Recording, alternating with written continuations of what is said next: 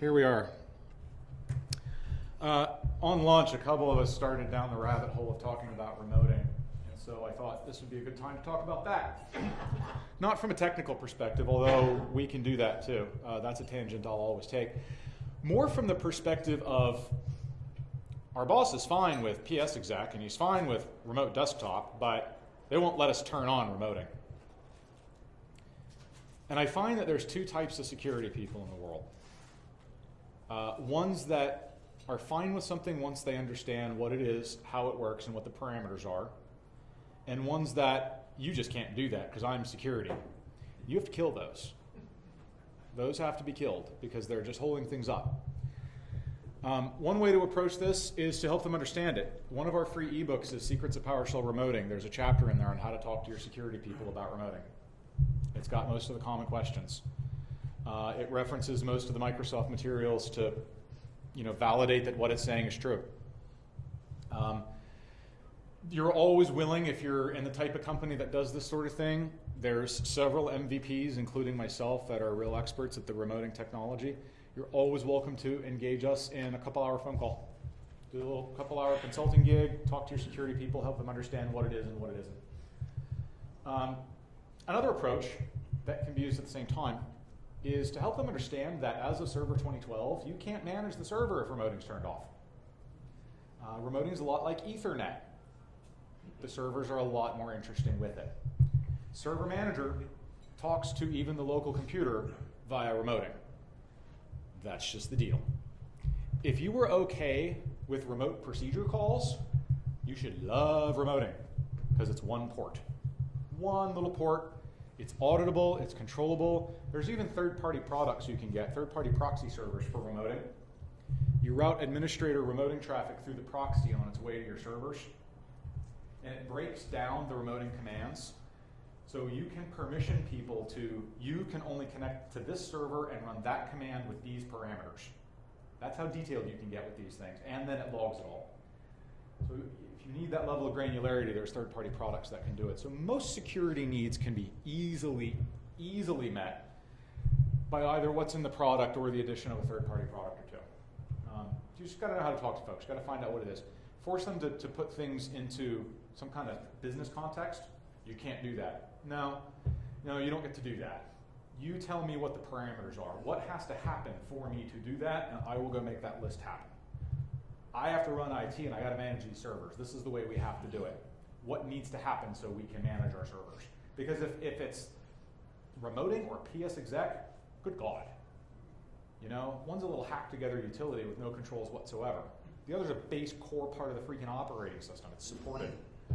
So that's kind of how I usually am successful going at it with them. Tell me what the requirements are. Or you just can't do it. No, that's not a requirement. That's just you being dumb. Don't be dumb. Tell me the requirements. Write them down with check marks, and I will go down the list. And then you escalate all the way to the top. Agitate, agitate, agitate. All they can do is fire you. Speaking of firing, how many of you would describe yourselves as reasonably active with Windows PowerShell? Good. Do you know how to document that? When's the last time you updated your resume? Yeah, hate that. See, my first job, the F-14 Tomcat logo, is because my first job was fixing F-14s. I worked depot level maintenance in Norfolk at the Naval Aviation Depot. And our job was to take a Tomcat about every 5,000 flight hours, strip it down to nuts and bolts, build it again, and then see if it still flew, which remarkably it often did. And when you're a civil servant, one of the things you're taught really early on is every time you learn anything, every time you go do any job, you write it down. So I was an apprentice. They issued us all, the composition notebooks, the marbled cover composition notebooks. We got those. And literally every time I did something new, today, install ramp panels. Today, install glove vane panel. Today, installed stabilizer actuator. I wrote it down. Because when you go to apply for a job, it's the government.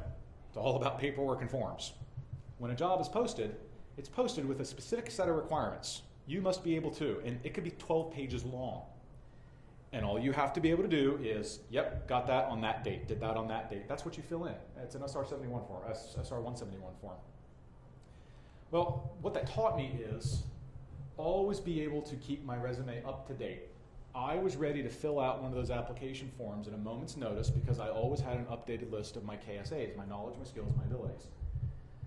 But it also taught me that there are certain things that matter to a potential employer, and I knew how to communicate in their language. What I had in my little book matched what was going to show up on the job posting, so I could fill out the form in the way they wanted to see. IT people aren't so good at that. We're a little, it's a pain in the ass to keep your resume updated, right? Well, if you keep it updated every day, it's not such a pain. And then when you need it, it's ready to roll. And I will tell you the number one thing that you should be able to put on your resume as a PowerShell person. This is how you document your PowerShell abilities in a way that makes sense to a hiring manager, right? Running around, oh, I'm skilled in PowerShell. First of all, what's that? Second of all, who cares? Third, what does skilled mean? That's not a business level communication. You gotta be able to communicate it at a business level. What is more valuable at the top of your resume than MCSA or MCSE or CCN whatever or any of those other letters is a simple statement. At my current employer, I have automated X number of hours of manual labor, period. Because I guarantee you, if I'm a hiring manager and I'm looking at a resume and it says, at my current job, I eliminated 3,000 man-hours of manual labor. I need to know when he can get in here for an interview. And I need to know how much money he needs to make. And I really don't care what the rest of that sheet of paper says. I need that piece of information and his phone number. That's it. So as you're looking for things to automate in PowerShell, start with your help desk system because that's already going to tell you how many hours are being expended on that. Then you track how long it takes you to automate it. Now you know the investment and the return. I spent 10 hours writing a script that automates something that we used to spend 100 hours a year on. That's a tenfold return in 1 year. You are a super god. Every single script you write, come up with an estimate of how long that process used to take manually so that you know how much time you're saving the company. If you're having trouble getting the company to invest the time in you learning PowerShell, have that put on your annual performance review. I want one of my bullet points to be automate at least 50 manual man-hours worth of work. Because that forces them to recognize that they have to give you the time, or at the end of the year, recognize that they did not give you the time. That forces them to metric what you're doing so they can see, yeah, you know what, we invested this time, but we did in fact get it back. And it also lets you keep your resume up to date with that one important bullet point. So PowerShell is one of our first opportunities to really show that IT isn't overhead. We can remove overhead.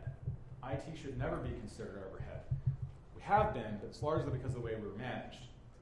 We can prove that we can bring that number down and free up time to do new work, value-added work. But you got to keep track of it, that's all. You do that, I guarantee you will have no problem the next time hiring, promotion, pay raise. We're only going to be able to give you that 3%. That's funny because I've eliminated 3 other human beings worth of work. So why don't you let one of them go and give me half his pay? Because otherwise, I'm going to go start shopping this around. And don't be afraid to do that. That will get you hired. I was mentioning it to somebody before we started. I'm getting emails from recruiters constantly. We were talking about this. We need PowerShell talent. We need PowerShell talent. We need PowerShell talent. I'm like, yeah, I don't want a job. I'm good. They're having trouble finding it. Prove you can do it. You have no idea what a small elite group you've become part of then. Probably the 150 odd folks who are here at this summit are half of the people who are really using PowerShell on the planet. It's a tiny, tiny, tiny tip of the pyramid right now. So take advantage. Stand out numerically. I love to measure and metric things. Hey, what was this? They're close, but I have it on deep inside information from the security guard that they don't have it full. Excellent. Perfect. Okay. Any questions on either of those two things? Talking to security people about remoting or how to write down your resume number?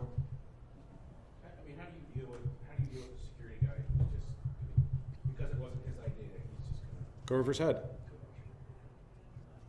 Go right over his head. So we've done this. No, actually, we actually have it on our operations standards now. So remote is enabled even on the V3 systems that don't come like 2012 out of the box. I told him, I said, essentially, this is how we're going to get rid of RDP. Yeah, so This is how we're going to one way is negotiation. If you give me this, I'll take this other terrible thing that you never really liked anyway and get rid of it. Another is question his intelligence. Wait, you're okay with RDP but not this? Do you know anything about RDP or this? How dumb are you? Have you informed yourself? Because I'm happy to inform you. And then go over his head. And you've got to be willing to buck the organization a little bit and just be the jerk.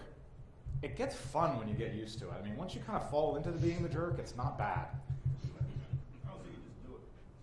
Yeah, you can also ask for forgiveness as opposed to permission. That's effective. If in fact he's dumb, he'll never know. It's true. And if he's good and you're good, he'll fire you when you get a job. Yeah.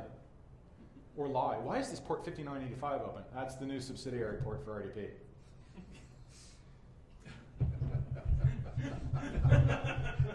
Just make shit up.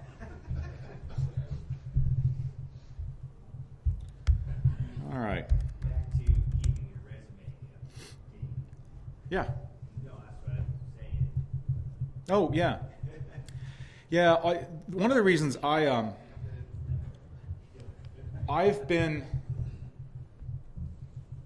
one of the reasons I think I've always been so careful to keep my resume up to date is so that if an opportunity walked along, I could grab it. I got into the habit of shopping my resume around even when I wasn't particularly looking for a job, because it kept the recruiters aware of who I was and what I was up to. And it meant that if I ever had a really crappy day at work and I just didn't want to be there anymore, I had a shorter cycle to fix that situation. I hate seeing people who are at jobs where their IT is being managed by talking monkeys. They like what they do, but they hate where they do it, and they feel stuck. Well, you're never stuck. This is a huge industry. You've just got to be willing to pick up and move a little bit.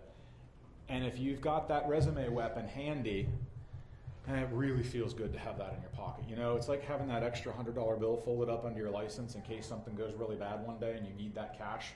That's exactly what that feels like. Sometimes I've been able to put up with more because it's like, you know, I could walk out of here at any time. And then just give it a day and see if it resolves itself. There's other times when I had a bad enough day at work and it had come in a succession of bad days, and I went home and I sent out an email to 5 or 6 recruiters that I had been on good terms with, and by the end of that week had a job. I know we're in a tough job economy, we're told, but that's not universal across all industries. There's something like 250,000 IT jobs open. So, you know, don't be afraid to look around a little bit. If you've got a compelling enough resume, it's really easy for organizations to find room because they're suffering for IT people a lot. The reason companies are outsourcing IT is not because they want to. Companies that outsource IT know they're doing a stupid thing. They just don't have the staff. They don't feel confident that they can get the staff to do it themselves. So that's why they wind up outsourcing it. Every other reason they come up with is justification. That's the emotional trigger that sets off an outsource. So just take advantage. But yeah, always have that resume up to date. I can't stand not having it. Today, I don't even have a job. I don't even want a job. No one would hire me. I still have my resume up to date. Just makes me feel better, as long as it's longer than Jason's. It's always easier to do it right around the same time you're getting your performance evaluation, because you've already. Yeah, you've done a lot of the work already when you're doing that performance eval, so it's just repurposing it. Yeah. And focus on what makes you hireable. It's not just a list of technologies I know. That's like the last thing anybody wants to see. Oh my God, it's the giant paragraph of products you work with. Blah. Numbers, metrics, savings, return. Because that tells a hiring manager 2 things. 1, he's a good investment. 2, he knows what the hell that means. You know how few IT people know what that means? You know. You probably work with them.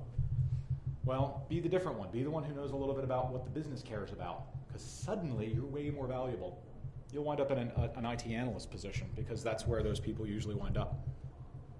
Then you have no responsibility. That's awesome. Don't undervalue what PowerShell is doing, because I'm based out of Denver and I'm actually getting ready to accept a job with LinkedIn, working remotely for PowerShell, and they're backfilling a SQL person that I'm getting hired for because of the PowerShell skills that I never know anything about. Yep. SQL. So I mean, Yeah, people know what PowerShell is more than you might think. Maybe your company, but the point is there are companies that know, and wouldn't you rather work for one of them? So if you have that bad day at work, and even if you're not, even if you love your job, just make sure they appreciate you. That's what a good resume shows. Hey, if you were going to hire me today, this is what my resume would look like. Hint, hint. So, all right. Let's do something totally different. Get module minus list. I have to see if this is on here. Ooh. Oh, that's not good. All right, let's get rid of that. CD, program files. I have 2 versions of this module, and I'm going to delete one of them just so it doesn't present a problem. Del enhanced. Okay. So we've got a tool script here. Can we all agree? I have a module called My Tools. This is the one that we've kind of built up to this point. One of the biggest areas I see people kill themselves on is producing stupid little management reports for various human beings who need inventory and garbage and blah. How many of you have tried producing nice looking HTML reports in PowerShell? How'd that work out? Good? Use my module? You'll like it better. Guaranteed. I'm going to show you a trick. This is what some folks will do. Oh, we'll just start right here.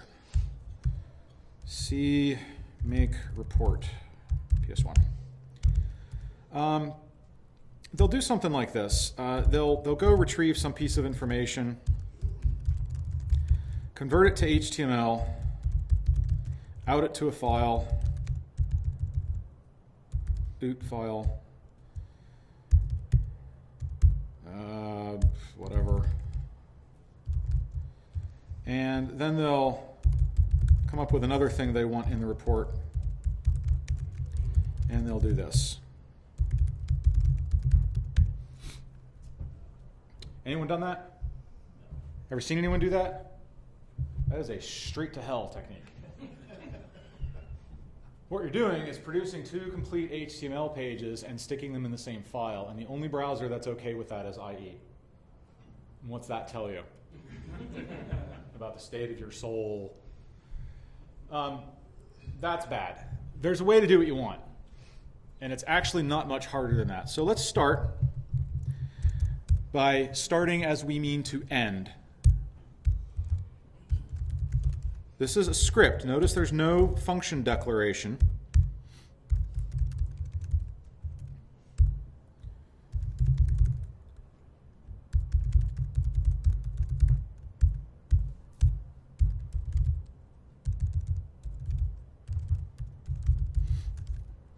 Going to accept 1 or more computer names for my report.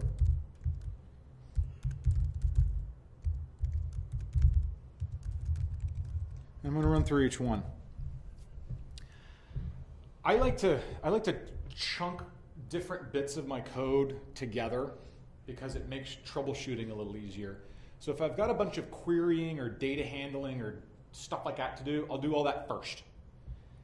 This is not necessarily the most memory efficient way to do things, because what I'm doing is I'm saving up a whole crap load of data. I'm going to be storing it in variables and then using it all later. Well, variables take up memory. If I'm retrieving a lot of stuff, I might be taking up a lot of memory. It's 2014. Go buy another DIMM. Just tell your boss, sorry, I need a quad-core Xeon workstation with 64 gigs of RAM, and I need it to hover an inch off the ground. Just do that. So let's say OS info is going to be get OS info. Look, I'm using that tool that I wrote earlier, and it's tab completing it all. And then maybe we'll get the procs, get procs from that computer. And then, I don't know, what else sounds fun and easy? Services, sure. Ooh, let's do event logs.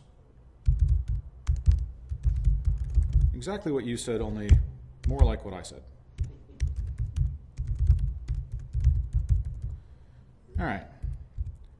And I don't want that to run forever. Let's just do like that. So I've got all the information. The next thing is to not turn these into HTML pages a piece, but to rather turn them into HTML fragments, pieces of an HTML page.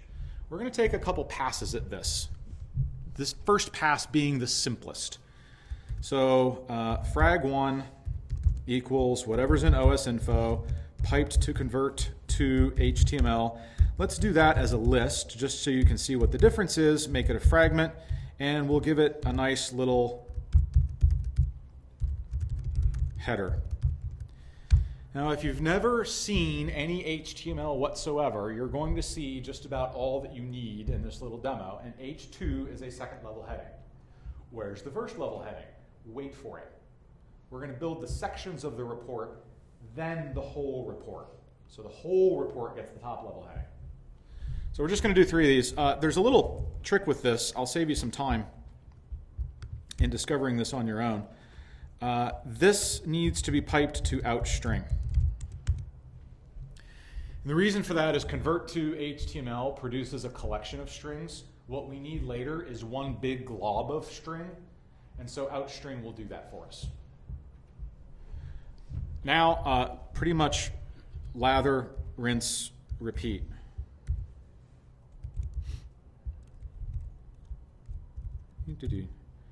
This will be frag 2. This will be frag 3. These will be the procs. These will be the logs. Processes. Logs. Now we're ready for the final report. Convert to HTML. Body. H1. Stick the computer name in there. By the way, how many of you are accustomed to magic quotes? Seeing double quotes there? I just stuck the variable. You know you can do that with PowerShell? Don't concatenate strings. It's freaking ugly. It's really tough to unwind in your head if you're reading someone's script. That's all you need to do. Just jam the variable right in there. And then frag1, fraggle2, fraggle3, and that's probably enough. Out file, and I'm just going to dump this in the root of the C drive for the moment, so it'll be easy to find. Yeah? Each little hunk of data becomes a fragment. That's how the fragments get munged together. Now there's a bunch of other stuff you can jam onto here if you want to. I can give it a title, report, $4 computer, and I'll show you where all that shows up. And we're going to build more around this. This is the simplest though. Who agrees this is relatively straightforward? You could probably, okay, good. Let's see if it works. Computer 1, DC, computer 2, localhost.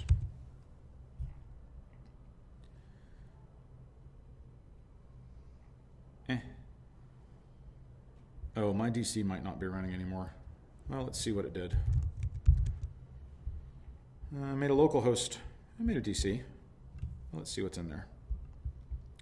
Dear Internet Explorer, may I please have that?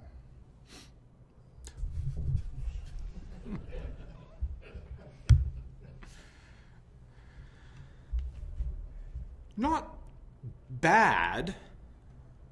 Not great, but not bad. Yeah? I mean, processes, logs will be down here somewhere. This is a lot of data because it's all the data from these things. Oh, and you know why? I probably wanted to do that one as a table. Let's do these as tables. So looking at this, what's like the first thing? I mean, let's say you handed this to the boss. What's the first thing that strikes you? My boss's fist on the side of my face. It's kind of ugly. A little plain. A little plain. No sorting, no. Yeah, it's just kind of all. It's just kind of that. It is kind of plain. We kind of want everything to be a little fancier now. I blame Martha Stewart for that, but let's do this.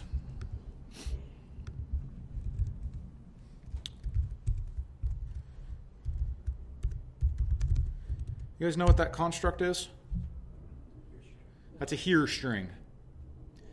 So at quote opens it. The closing quote at must be on a line by itself, and it must be in character position 1. It'll be at the beginning of the line, or it won't work. See, if I put a space in here, it goes blah, goes wonky. Got to be there. Now I can put anything in here except quote at. So I can make a little HTML style section. And we'll say that the body is going to be font family Tahoma, font size 10 point. Let's set the color to a nice, less contrasty color. Put a nice little padding margin-y thing.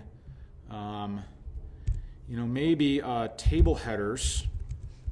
Table headers are going to be white with a background color of that dark gray, and maybe bold. Oh.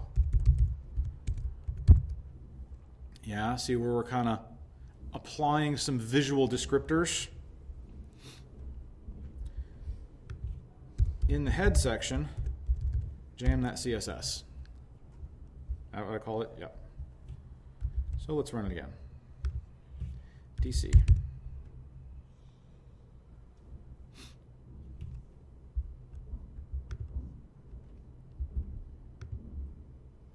Ooh, that's a little nicer.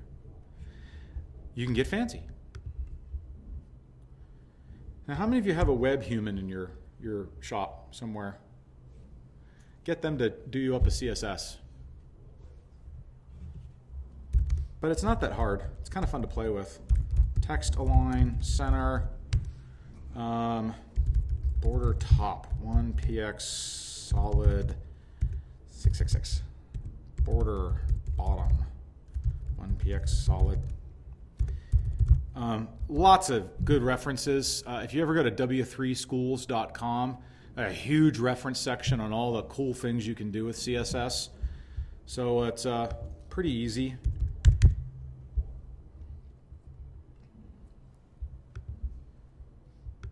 See how my header looks nice? Starting to look cool. And that's about all you can do with what's built in. There's my processes table. There's my logs.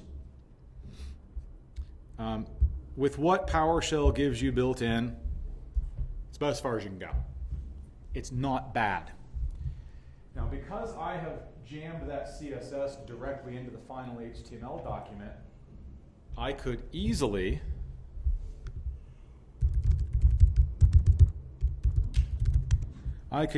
send it as a mail message with that entire thing as the body, and then say body is HTML, and that just becomes the body of an email.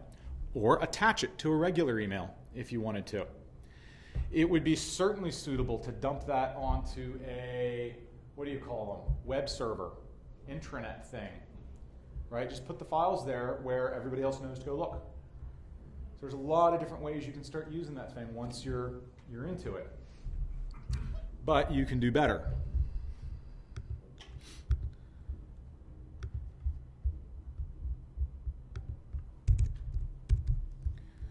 Requires module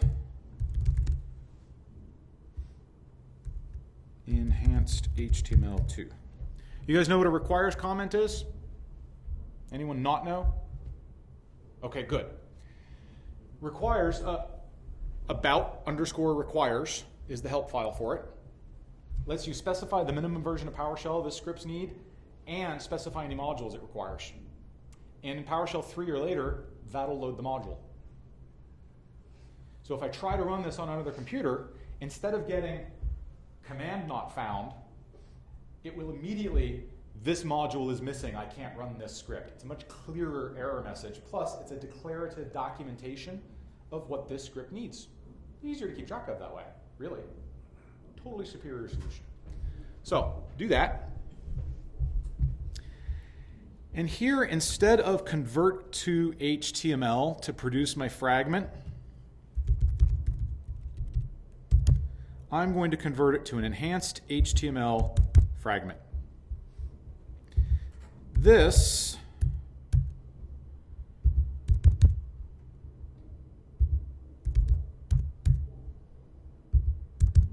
takes pretty much the same input that convert to HTML did, only you don't specify minus fragment because that's implied by the command name.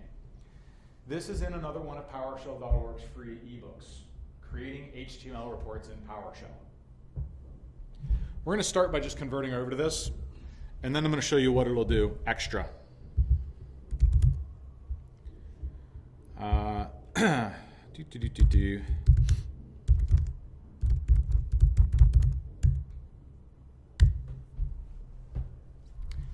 You can specify a different even and odd row class name for your CSS. As it goes through and constructs those tables, it will apply that class name to the even and the odd rows respectively, meaning you can color even and odd rows differently. I'll show you that. You can give CSS IDs to the table itself. That's not necessary. We've got list and table. We've got pre-content. This is fun.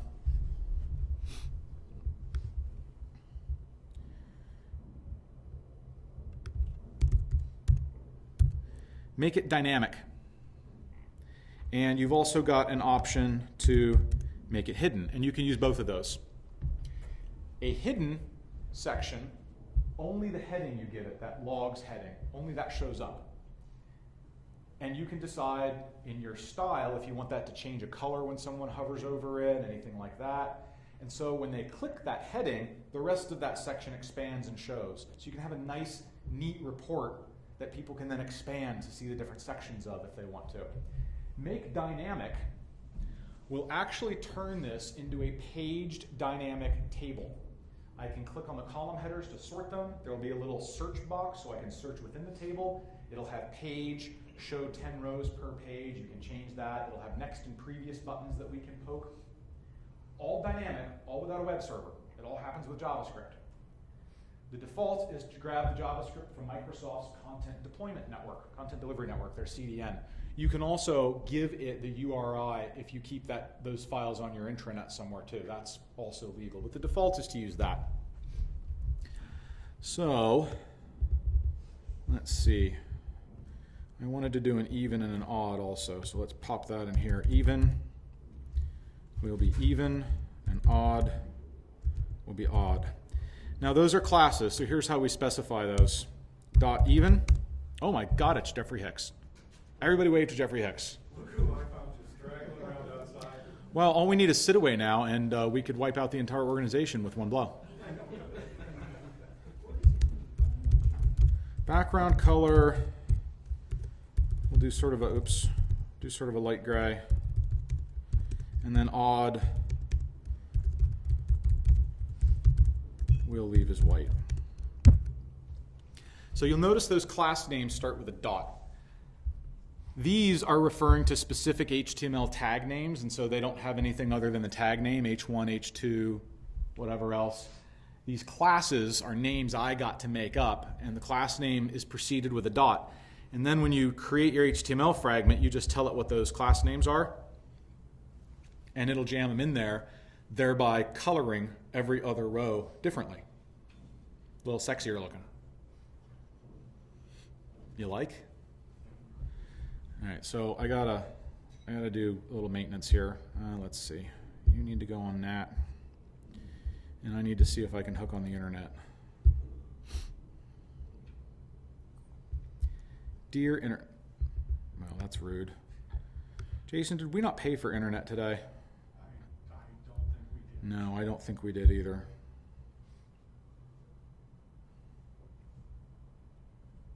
Everybody hold your breath. The power. Release your breath. Release your breath. All right, let's see if this is actually going anywhere.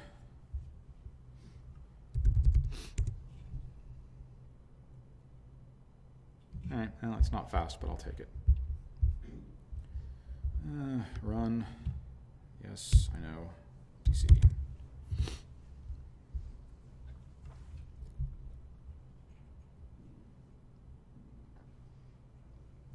Somebody sing the Jeopardy theme. There you go. Oh, yeah, no, that's fine. That's because now I can't talk to my domain controller. Stop it, stop it, stop it. I give up. I quit. All right. Do it again with localhost. Whatever, just make something. All right, convert to enhanced HTML. What do I have going on in here? Oh, the CSS gets specified differently. CSS style sheet is CSS. And then we have HTML fragments for the fragments. And I think we still get a title. Yeah. All right, let's try that.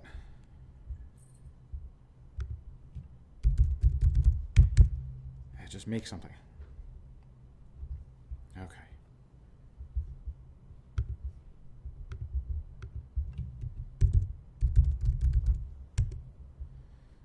See, even odd different colors. Because it's pulling the JavaScript from the internet, but the web page is local, IE immediately gets paranoid, and so that's what this blocked content thing is for. If you're serving this page from your intranet, then you should host the JavaScript on your intranet and have it pull from there too. But once you do that, we get, let's find the section that we said should be hidden. Right there, and yep, that expanded. And then, it didn't paginate these, which means it didn't get the JavaScript. I'm not sure if this is able to, I hard-coded my IP addresses, didn't I? Well, you get the idea. So the idea is it's not difficult to write a controller script that produces, I mean, that's not complicated code. That's the same thing we've basically been doing all morning. But it's using these tools for a specific purpose now. This is concerned about their output. This is concerned solely about what the output looks like. So because this is a controller, it specifies the input, it runs the tools, and it formats the output. The tools are still returning raw tools, raw data. Good use though.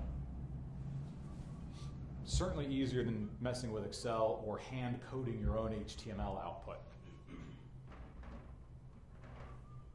The CSS pretty generic when you're going to email enable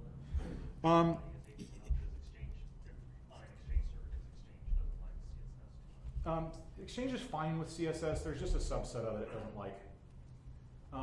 If you're keeping it pretty simple, you'll be fine. I don't know if I haven't played with it. I don't know if the even odd would work embedded. Yeah, that'd work fine. Yeah. Okay. Yeah, it gets more concerned about some of the more advanced CSS3 positioning and all that. It's not a web page, it's an email. And it's not even so much Exchange Server that gets annoyed about it, it's the Outlook client is reasonably stupid, which you knew about Outlook already, right? Okay. It likes inline style better than CSS. Well, so technically this counts as that because it's embedded in the page. What it hates is being referred to an external style sheet because it's a potential security issue. So it's okay with this. I've used this quite a bit for different customers. See, great technique right there. Copy and paste code. So you take something like this and either set up a scheduled task or something of that nature and then dump it to it. That is exactly what I would do. I would set it up as a scheduled task. And then you can set up a service account or just Run it as a scheduled task. If it needs admin permissions, which for some of these things it would, then yeah, set up an account that it can run under to go out and get whatever from whatever computers. Another way to do that is to have each computer produce its own and just write it to a file share someplace. just share it out with the right access to domain computers. Right, Exactly. Yeah, let them log into it using their computer account. Dump the files there, and then the files are all in one spot.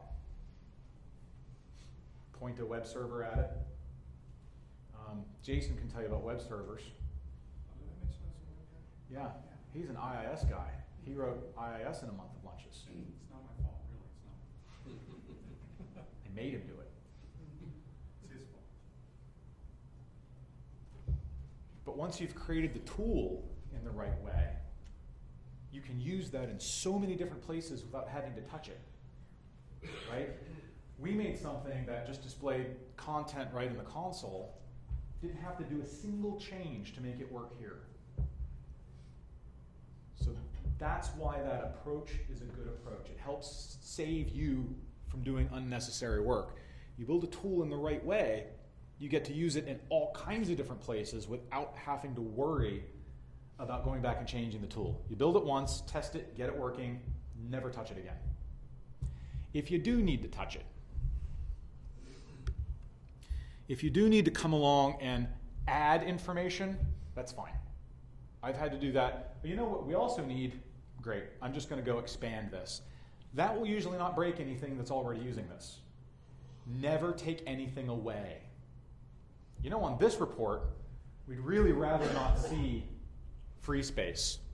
I'm not going to change my tool. I'm going to change the controller. So up here, select property, all, exclude free space.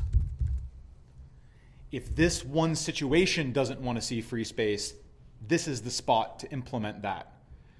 Don't ever take anything away from a tool because you don't know what other things may now be depending on it.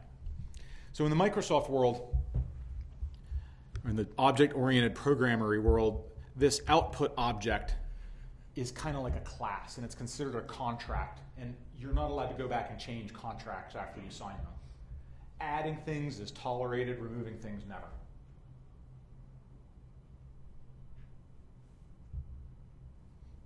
Ask questions. You guys missed the cinnamon buns. Are awesome. We have lemon bars coming in a bit though. I was trying to get Sidaway's coming over. He'll bring the line. Oh. No, we have lemon bars. It's catered, yeah. Oh. Yeah, it's all good. I paid for it. It's very expensive, like $10 lemon bars. Questions, answers? Anyone care for a mint?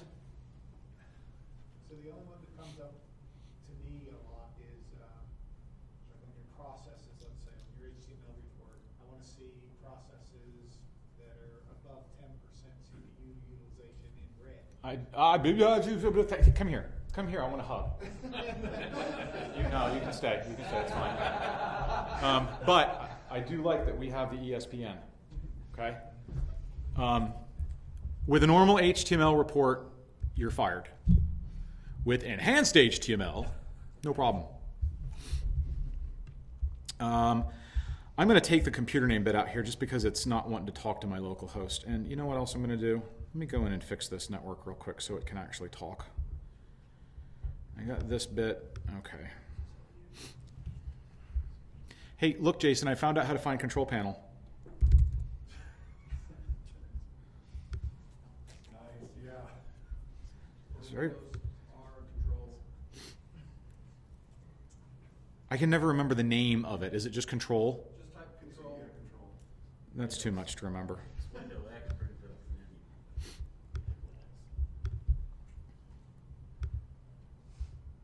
Yeah, I found it really ironic. 8 came out, and you know they had that little quick start guide, especially like when it was still in the press was evaluating it.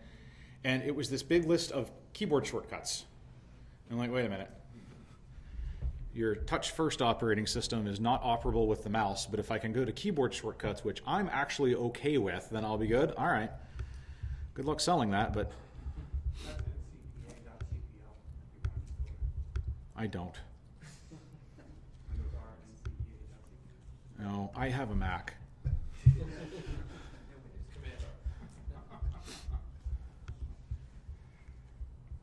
All right.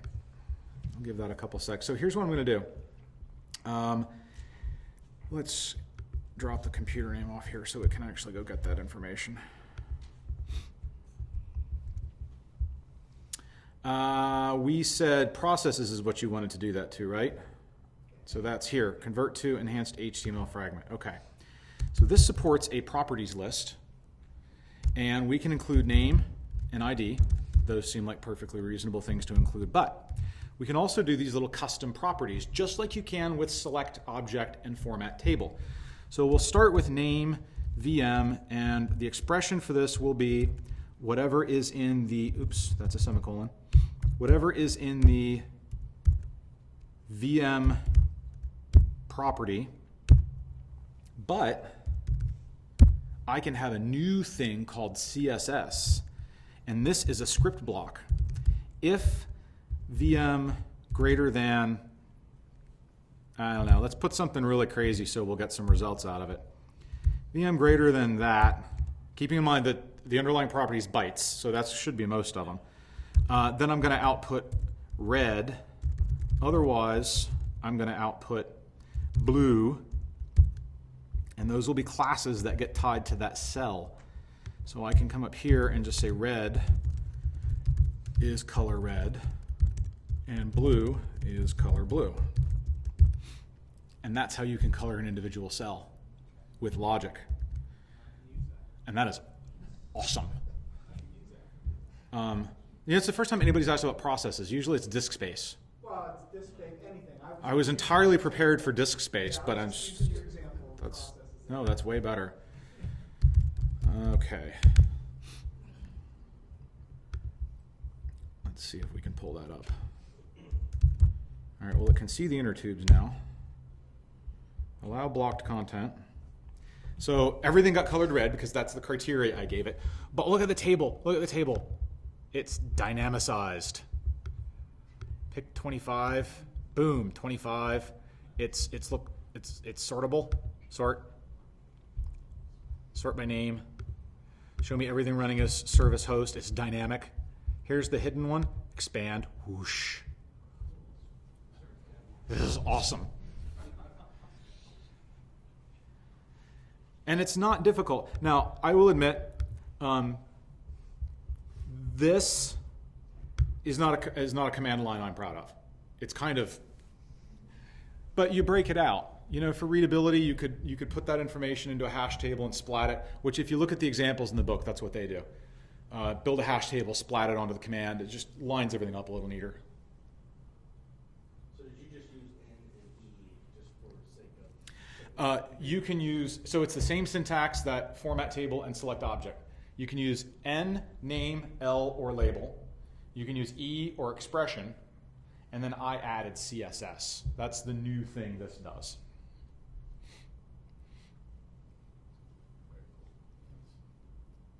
And Is that on version 2 of the? that's the enhanced HTML2, yeah, which is all that's up now. Okay. Because I'm working off the old one, and that's why I didn't. Yeah, you got to check back like every month. This is my pet project. This is my pet project. And you know what? The code itself is just fascinating. Documents.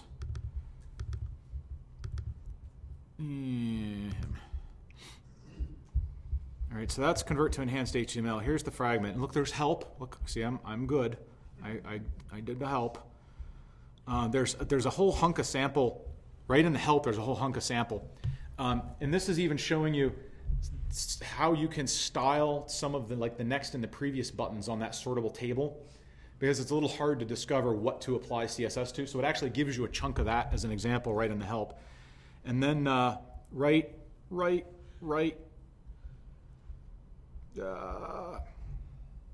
here is where it unwinds. CSS class, CSS, N, name, label, or L, E, and expression. This is beautiful.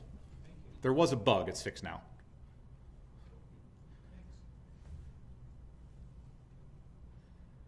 Good? Yeah.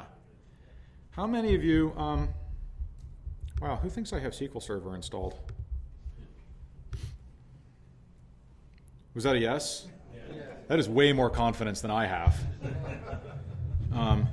Although I do have the module on here. You know what? It's good odds.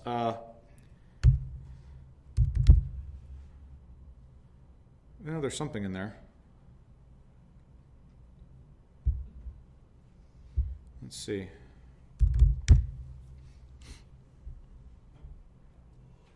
Ooh, SQL Server, SQL Browser. I think I have an Express instance in here. That would be awesome because it would make the next demo work.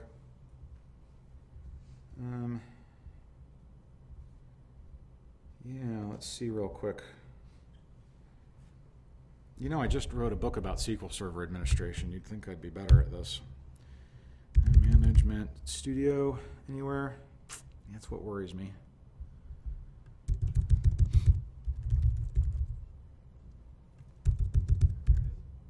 Well, no, that's an internet search. I'll take config man. I'm just trying to see if I have, yeah, it's not actually installed on here. Well, I'll show you guys I don't want to walk through this whole install, but I'll show you the trick for it anyway. In your tool, now this is something that you can modify in the module I'm about to show you, but one of our other free books is called Creating Trend and Analysis Reports in PowerShell, and it relies on SQL Server. And the concept is you've got data that changes over time, disk capacity, whatever. And you periodically want to query it, stick it into SQL Server, and then use SQL reporting services to build graphs and charts and reports off of it, because that's an actual reporting tool, not Excel. Okay? But what you don't like is, I don't know how to talk to SQL Server. It's hard, and it's difficult, and there's code, and it looks like .NET Framework Priority, so I got you covered. If you've got a tool that you want to do that with, it needs to have a type name of the form report dot whatever this is, OS info. Okay? Get command from the module SQL reporting. So this comes with the book. There's only 2 commands, and they're not hard to use, and you really only need one.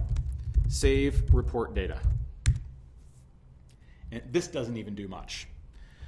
Basically, get OS info, save report data, local express database name, whatever.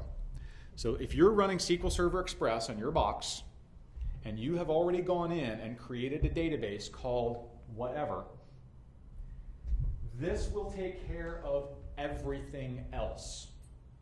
It will create a table called OS info, because that's the object name. It will figure out what properties you're spewing, create tables of the appropriate data type, insert the row along with a date timestamp. So that when you go to build your trend graph or whatever in reporting services, you've got a timestamp on there already, so you can have it sort in that order and build out your little history charts. That's all you have to do to get the data into the SQL database. Now, if you don't have a local, you can provide a connection string to anything else. I actually coded it to support any OLADB data source. So if you give it a connection string that's not SQL Server, it'll switch to OLADB and try and connect. You're welcome. And if you get the ebook, there's a whole tutorial on how to use it, but there's an entire walkthrough on how to use SQL reporting services to build a report off this data. And the free SQL Express comes in a version called SQL Express with Advanced Services. That includes reporting services. And the only thing is it's a little dumbed down. It can't do scheduled reports that get automatically emailed on a subscription basis. The real reporting services does that. Odds are you probably have a SQL Server in your environment running the real reporting services already anyway. Nearly everybody does. So many Microsoft things depend on it. How many of you have SharePoint? You'll nearly guarantee you've got SSRS floating around someplace. So see, as an admin, all you have to do is jam the information into a database, let somebody else build a report, or build a report yourself, and then have it just run and auto-deliver on a schedule. SSRS even has its own little web portal where people can sign in, see your reports, and run them on demand without calling you on the phone. This is the best. That's automation. And it's because I built that tool the right way.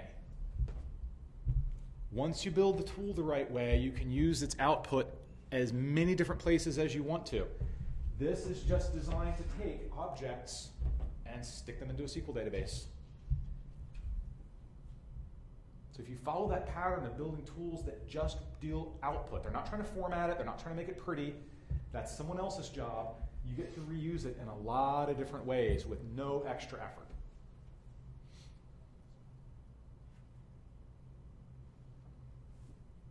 Thumbs up? Thank you. Yeah, this is awesome stuff. We have some awesome ebooks up there.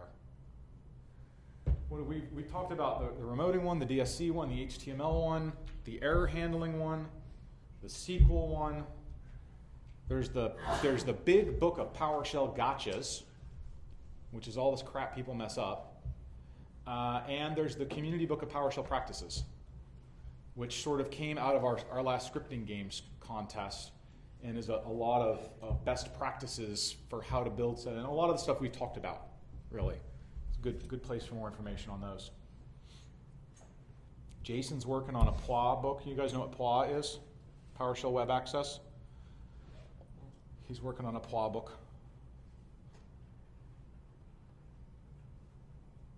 All right. You're a little quiet and you're worrying me. Oops. Okay. Let's shift gears slightly. Oh, let's talk about workflow. Isn't that what is the primary PowerShell technology it's going to be for SMA? Is workflow going to be the primary PowerShell technology for SMA? No. It's not. No. Okay. SMA is vaguely runbook automation-y. It kind of is the workflow. It might use PowerShell workflows as components, but it could also use regular PowerShell commands as components. Okay. Okay. I'm just wondering about that. I saw that is that supposed to be what's replacing Orchestrator possibly in the future? I like your hair. Never mind.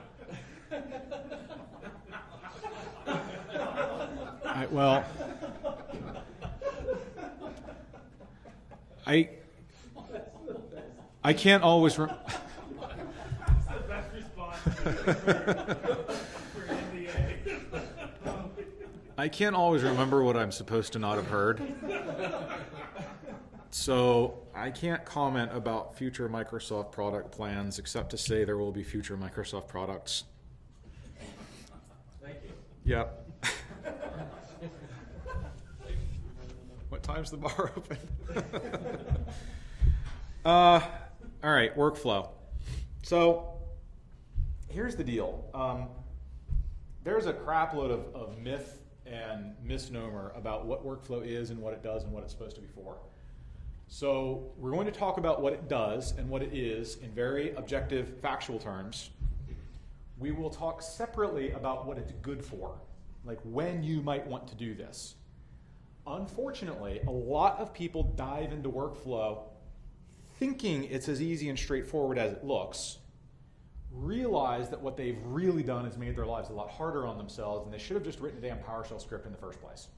So I don't want you to go down the bad path. So we'll talk about what it is without a judgment on whether it's good or bad, and then we'll talk about when it's good or bad, so that you've got an idea. Part of the .NET framework since 3.5 is Windows Workflow Foundation, WWF. That is not the same as the World Wildlife Foundation Fund. It's just workflow. This is totally separate code. It has nothing to do with PowerShell at all. In workflow, a given workflow is a sequence of activities. Some activities have to be accomplished in a specific sequence. Other activities are allowed to run in parallel. And you can mix and match those. These 5 can run in any order, but they must run before these 3, which can also run in any order amongst themselves, right? So you can mix and match this concept of sequential blocks and parallel blocks. But you run activities. Periodically, there's certain points where this happens automatically and you can make it happen. Workflow can checkpoint itself, which means it takes its current run condition, where it's at, and what variable data contains, and it dumps it to disk in XML format, so that the workflow can be paused and resumed either manually or because of an outage. The computer crashed. That's okay. Workflow will remember where it was at. When it comes back up, it can resume and pick up where it left off. So for long-running tasks that need to accommodate that type of uncertainty, workflow can be a good solution. Now, PowerShell comes into this because Microsoft in version 3 of PowerShell developed a domain-specific language that looks like PowerShell, and PowerShell basically compiles into the XAML format, the XML format that workflow uses. So let's put context on that. You know how earlier we wrote a configuration script and PowerShell compiled that, translated it into a MOF? Same idea. When you write a workflow in PowerShell, it's not running in PowerShell. PowerShell chews it up, poops out XAML, and hands it off to WWF. And WWF actually runs it. That means the runtime environment for workflow is very different. You are following a different set of rules. This is not PowerShell anymore, it's workflow. Its rules are different. For example, one really lightweight example. A switch statement in PowerShell is normally case insensitive.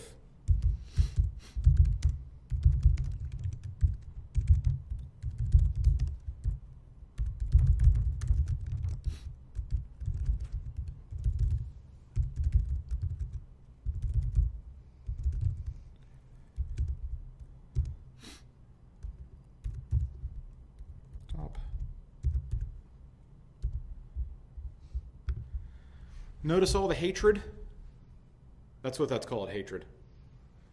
That's because in a workflow, you're only allowed to have case-sensitive switch blocks because workflow's native switch construct is case-sensitive. It doesn't understand the concept of a non-case-sensitive switch.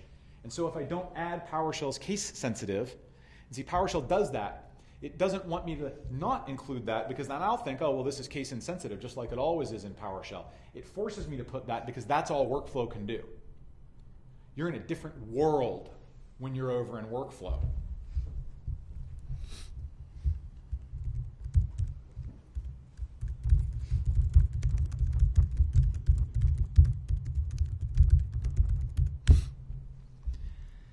That runs the get child item activity.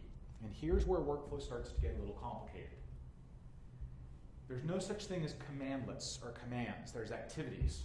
So what Microsoft has done is they've authored workflow activities that correspond to most of the core Windows PowerShell commands. So that when I type a PowerShell command like get child item, there's a corresponding activity that workflow knows how to run. Most, not all.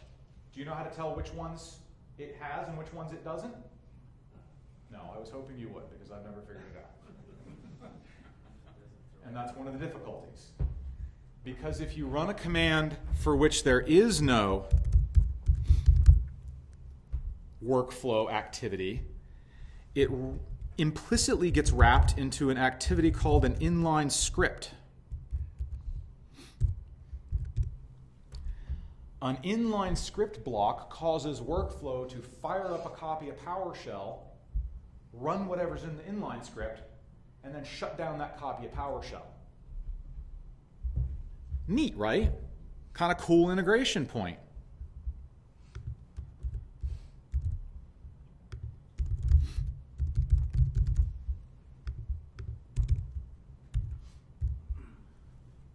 What's in X on line 9? Nothing, because the PowerShell copy that had X is gone by that point. Nothing from the inside of an inline script can live unless you persisted it to disk or someplace else and then you load it back in later. Unfortunately, if there's not an activity and you need to explicitly import a module, that has to be done in an inline script. In fact, if I try to do that up here,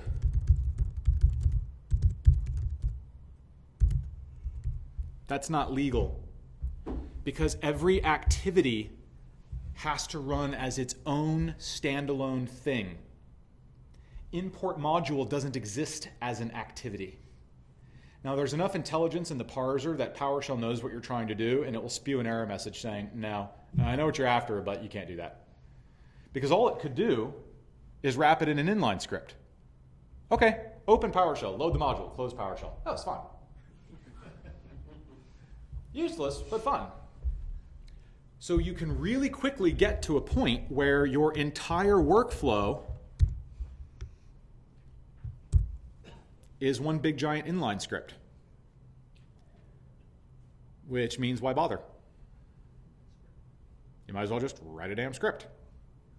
Because once you're in the inline script, you get no advantages. There's no upside.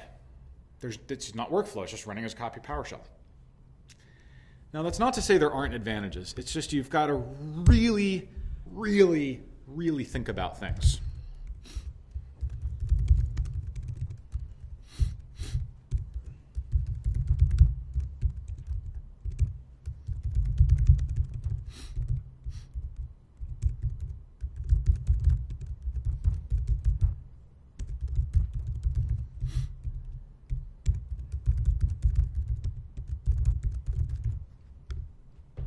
Those first 3 commands can all run in parallel. Once all 3 have completed, the next 2 commands can run in parallel. Even if they're inline scripts, it can spin up multiple copies of PowerShell. So there is some nice parallelization. Now, that's not to say there's no other way to do this. You can get multiple scripts running at the same time by using PowerShell jobs too, which requires, frankly, a hell of a lot less overhead. A job requires another thread of PowerShell. WWF requires threads of WWF running threads of PowerShell. This is the heaviest weight way to trash your system. You may as well just install Outlook. But it gives you options to run things in parallel and control sequential blocks of parallelism. And you can mix and match those a couple ways. There are a couple of other neat things this does. For example, every workflow implicitly has here I'll show you. When I run this as a command, I get a built-in PS computer name parameter.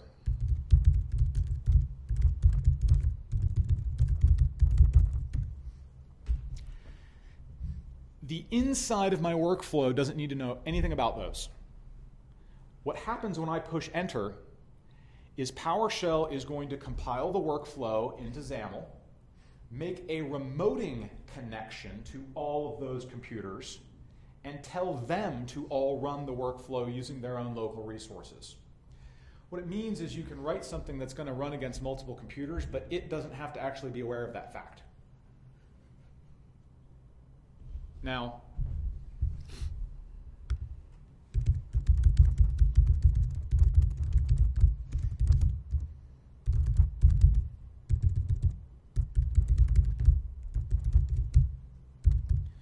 you don't need remoting or workflow to do that either. I can read a local script file and jam it to all those computers via remoting, and they're going to run it using local resources, and the script doesn't need to be aware of remote stuff happening. It's just going to work. Yeah? So you see the kind of... I got into a huge fight with one of the guys at Microsoft because the documentation team just writes what the developers tell them. And so they're like, well, give us like 5 reasons someone would use workflow. And of the 5 reasons, none of them actually require workflow. You can do them all with regular PowerShell, often remoting. So sometimes it's tough to find a real use for workflow. Now this is one someone pointed out to me that I thought was a really good use of workflow.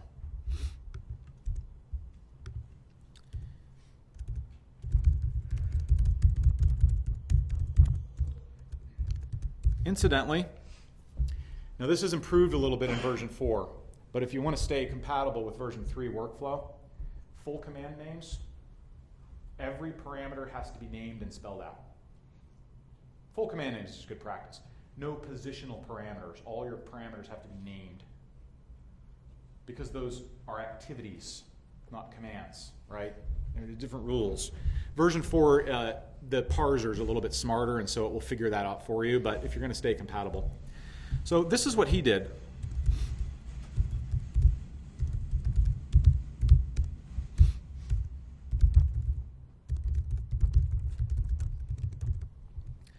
That is going to enumerate through all those folders on separate threads. Each thread will get one folder.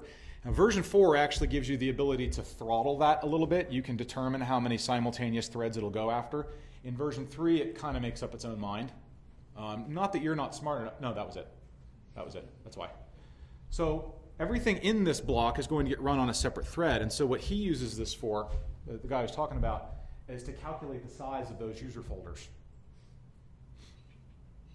so that each one of those operations, which is long running, can run on a separate thread. Whatever gets output to the pipeline becomes the result of the workflow, and then he exports that to a CSV file or some goofy thing. So there's uses. You just got to think about what you're doing and make sure you're not using this in a way that might just be easier to do some other way. Line 3 needs dash directory. That's really Line 3, oh yeah, if I just wanted directories. Make sense? So you've really seen the unique features of workflow. PS computer name is a big one, understanding that while available inside the workflow is primarily to tell the engine where to push the workflow for you. Parallel blocks, sequence blocks, inline script blocks, and this special for each dash parallel. That only works inside of a workflow. Try and use that somewhere else. Now, one of the things the help file says is, like the classic example everybody wanted us to buy into for workflow was server provisioning. Because you need to do all these different things, and they all have to happen. First of all, DSC. Screw this, just use DSC. It's easier, it's better, it's declarative, that's the way forward for provisioning.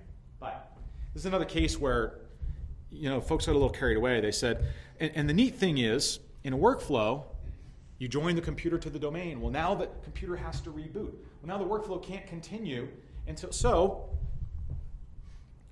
restart computer, whatever, minus wait.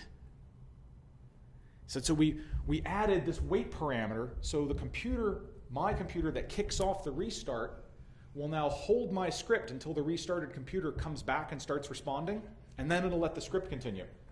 Except you don't need workflow for that. It works fine anywhere.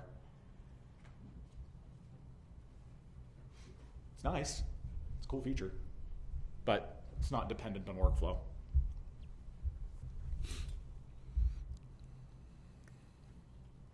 Have I disappointed you sufficiently on workflow?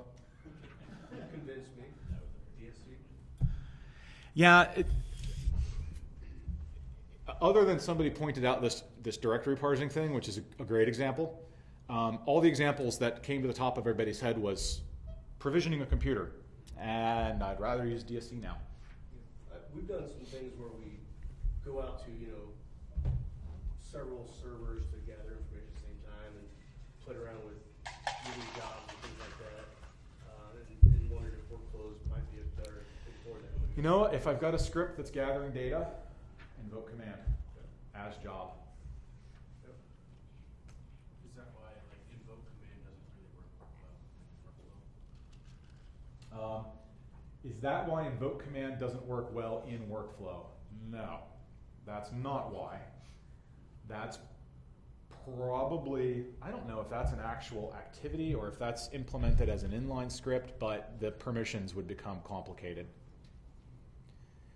Because invoke command on the starting blocks wants to use Kerberos, and you get into delegation and shit like that. And WWF, everything is implicitly run under a service account, so you've got essentially no permissions off the machine.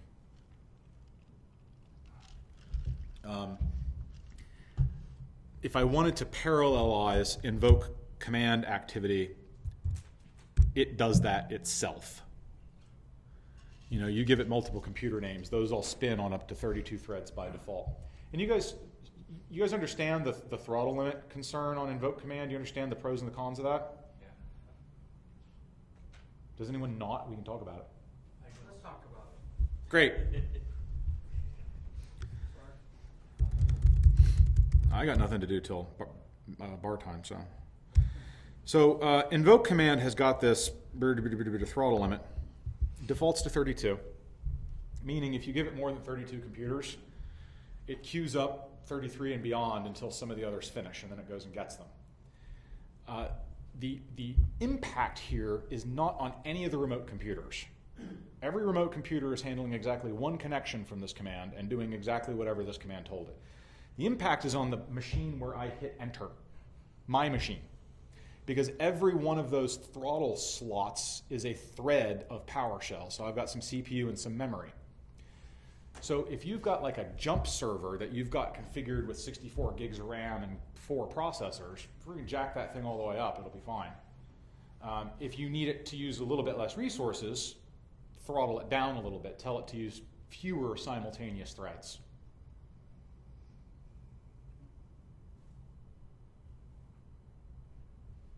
Everybody do jumping jacks. You're like all tired. What else? Any other workflow questions?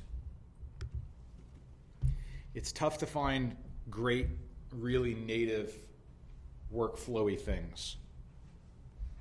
Any parallel operation where you need to do a lot of work on a single computer with a lot of objects from that computer might be walking you toward a good use case. You have to be very careful how you construct it all. You know, this example works because getChildItem is an activity. If I had to wrap this whole thing in an inline script, I couldn't use for each parallel. So why do they put workflow in the .NET framework? From a framework perspective, a Visual Studio developer can do a lot with it. Like what? I mean, I honestly don't know. I'm wondering it's there for a reason. Well, no, it isn't. It's there because they saw a maybe use case and they saw people putting stuff. It's the same reason it's in PowerShell. We had customers that were trying to do this, you know, and they were coding up. How many customers? Like 2. Oh, good. All right, that was a lot of engineering time for 2 people. It's fantastic. Sure, they're happy. WWF does not get a crap load of use. It is a very niche, specific thing. But as a developer in Visual Studio, you can create your own activities, and that's where the upside is. We can't create activities in PowerShell. So this can be useful if you've got a developer who can make you activities to do whatever goofy crap you need to do. Because then workflow can run those natively and they can be checkpointed and all that nonsense.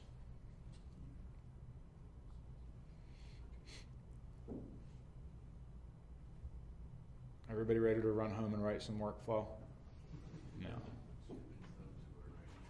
Yeah. It's a thing, you know. Sometimes hey, it's Richard Sidaway. Now we're all screwed if the room catches on fire. It's the entire board. Look. Well, except for Kirk, who's stepping down. No kidding. You know what? We're going to take a book signing break because all 3 authors of that in-depth book are in the room right now. Here, I'm going to stop the recording.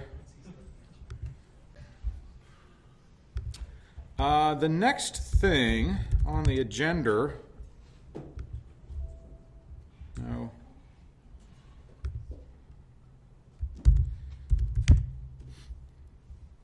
The next thing on the agenda was dealing with XML, which we're going to make into a kind of a brief little conversation. But before we go there, anything else up to this point that we've spoken about that you are wanting to revisit, and we can. Remember, this was supposed to be freeform.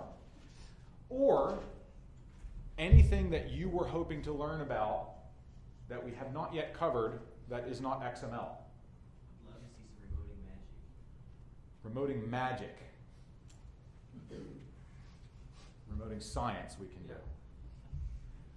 Extra long paths. Switch to Linux. Seriously, that's so fundamentally screwed up. It's the framework. We can't touch it. Can't fix it. Either that or use sub-ST. What's that? Does that old DOS utility sub-ST? Yeah, I mean the same way you would deal with it from DOS is to substring the things out, and okay, it's ugly. There are some fundamental flaws in the framework about how it handles that. That just doesn't talk to the file system the way it should. Do you know if there's any plans to fix that? If there were plans, I would know about them or not and wouldn't be able to tell either way. But because we're talking about the framework, you ever met the developer division at Microsoft? They're not the most flexibly minded group, and they don't care about us. It's known. I suspect it's a deeper issue than just a simple fix, or it would have probably gotten fixed. It's been an issue in PowerShell for a long time. It's just there's a lot of things in the framework that weren't really understood to be problems until we started touching it via PowerShell, and there's a lot of engineering that has to happen to make those things fixed. So, not presently. You know who to ask about that though? Somebody with a blue badge on Tuesday. Because seriously, the more they hear you guys complaining, you're what they call a customer. Your companies give what we call money, and they listen to that. Ask Snover about it. Grab him in the hallway. He'll give you an honest answer. What's a specific question? Long file names, long file paths are really long. We've got a limit of 250, standard BS, yeah. Yeah, switch back to Windows 95 option. What about running scripts from a web server, like being invoked from a web page? Oh, yeah, I need to write a book about that one day.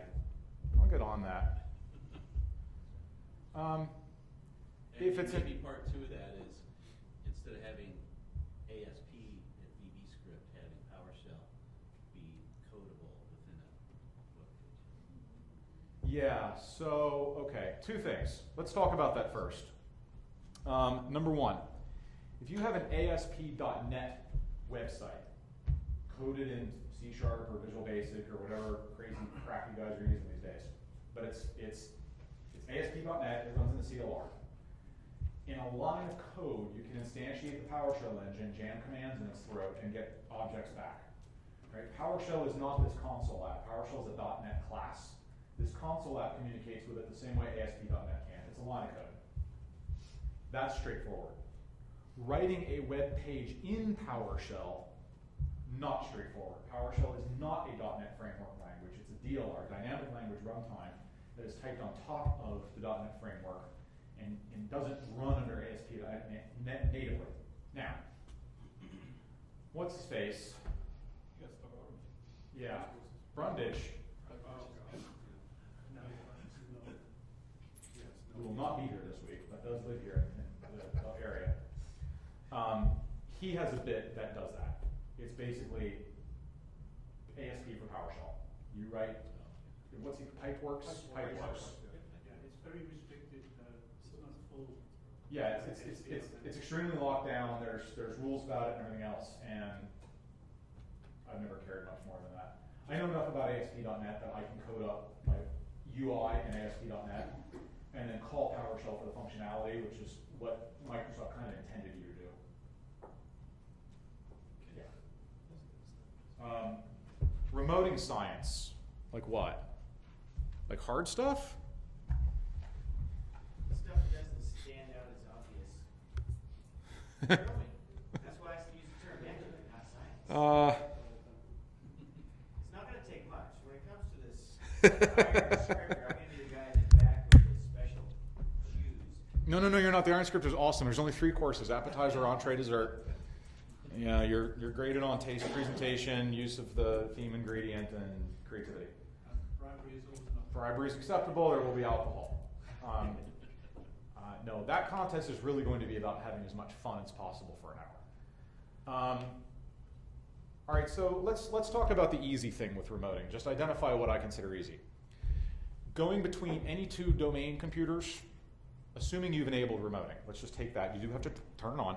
Going between any 2 domain computers from one to another Easy. That's straightforward. Going from one machine in or out of a domain to another machine in and out of a domain, in other words, possibly having no domain relationship between the two, is straightforward. You've got two approaches. In your local WSMan configuration, where do we put this? Client. You've got a trusted hosts list. This is literally just a string list of IP addresses or host names that you trust. Meaning what? Meaning how many of you have teenagers of driving age? Okay? So occasionally, despite your better judgment, you're forced to loan the keys to the kid. Yes? Well, that's what we do when we remote. When I go from machine A to machine B, I'm handing machine B my keys because my credential delegates across that connection. When you run invoke command, you can also specify a credential. But whatever you're doing, you're giving that machine a set of keys to do stuff on your behalf. How good are you walking into a room of people, all the same height as your teenager, dressed exactly the same as your teenager, all with bags over their heads, and handing one of them keys? Is that good? Not so good. The point of Kerberos is that it has built-in mutual authentication. When I connect to a computer, it knows who I am, but I know who it is because I got its ticket from Active Directory, and when I handed over the ticket, only the intended machine would ever be able to do anything with it because it's encrypted using its secret. When I'm not in a domain anymore, I don't have that safety. When you put someone on trusted hosts, you're saying, I want to send my keys to that machine even though I have no way of verifying that's actually the machine I'm connecting to. So, limited circumstances, I'm on a lab network, I'm in a build network, something tightly controlled where there's no chance of spoofing, acceptable. The other option, if you need to go between domains, or not between domains, but across untrusted boundaries, workgroup computer, is to set up an SSL endpoint instead of an HTTP endpoint, because that SSL certificate provides the mutual authentication that Kerberos can't in that case. So your options when you're doing this are to either have it on trusted hosts or run this with the, with the use SSL. And in either case, you must provide credentials because your Kerberos ticket can't go there. You have to provide a manual username and password. That's at least straightforward. What becomes more difficult is if I need to go from machine A to machine B, and I need machine B to be able to get to non-local resources that are authenticated. Because for safety reasons, by default, your credential can only delegate across one hop. Again, I'm fine giving my keys to my kid, but my kid may not pass them off to its friends. One hop, my hand to your hand, nowhere else. So if computer B needs to access non-local resources, you have to enable some form of multi-hop delegation. One of which, this is the easiest one to understand, is CRED SSP, which is kind of a tarted up version of NTLM too. You can specify the machines to whom a credential may be delegated, who may redelegate it, and that can be a wildcard, star.mydomain.pri, whatever. And then you, on the server, on the machine that is receiving that, you enable this as well, and that lets it pass it around. A better approach is to go through the pain of enabling multi-hop delegation in Kerberos, which involves fussing around with privilege level stuff, and it's a little harder. Alexander's doing a talk on that here, so go there. Alexander's really, really smart about remoting too. He's also run into a lot of its more fiddly bits that don't work quite like you think they do. So when you're doing that, yeah, you're going to probably use like a constraint delegation model. How does that work in CRED SSP? I mean, you're not giving them the whole bowl, right? I mean, you're not giving them the right to do whatever they want. You mean setting up a delegated endpoint? So, you know, so suppose I'm connected to server A, and then I want to make that second hop to server B. With this, your entire credential is what's being redelegated. Okay. So I connected to server A, I've just given it my entire authority to do stuff on my behalf. And if it needs to access non-local resources, it's doing so under my full authority. Okay. So yeah. So that's like a pre-2003 delegation. Well, yeah, it's That's tarted a full up. delegation. It's tarted up NTLM. It's pre-2000 delegation. Not good. Well, good is relative term. Depends on what you're doing. A lot of us try to avoid the situation entirely if we can. It's difficult to get into more constrained, restricted delegation the way Kerberos is implemented in Windows. It's usually your whole ticket, not a ticket and a list of privileges. So that's why you often try to use an account that is lesser privileged, so that whatever you're passing around has fewer keys on the chain to begin with. Yes. So those are those are the main remoting scenarios. Setting all that up is in the Secrets of PowerShell remoting book. That's the whole point of that. It's a screenshot guide of how to do everything. Setting up HTTPS endpoints, which is not painful at all that stuff is covered in there. In terms of its security, I think the nuclear approach is, so when you set this up by default, it sets up an HTTP listener on all IP addresses. The most paranoid implementation I've seen is a company that tore that down on all their servers, implemented an HTTPS listener on restricted IP addresses, like in a DMZ only on the inside, and then demanded only SSL be used, which you can configure as a default anyway. And then they ran Kerberos through that. So, I mean, that's super mega paranoid, but you can do it.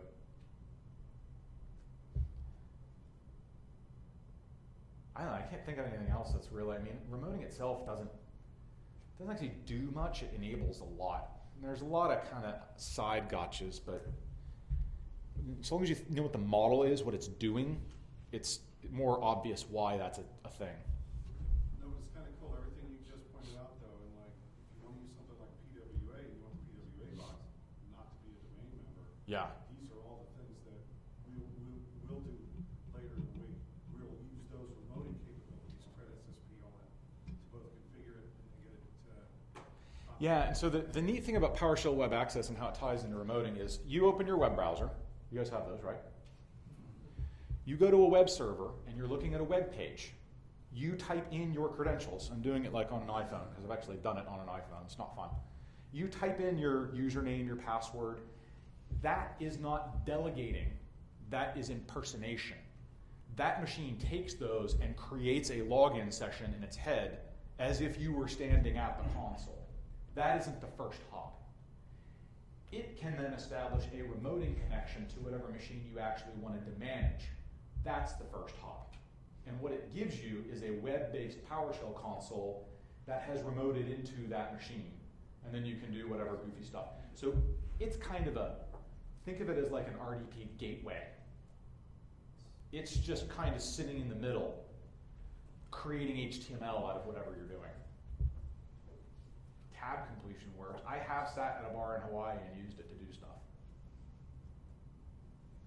That's a neat tool. Very good production use. Was that everything?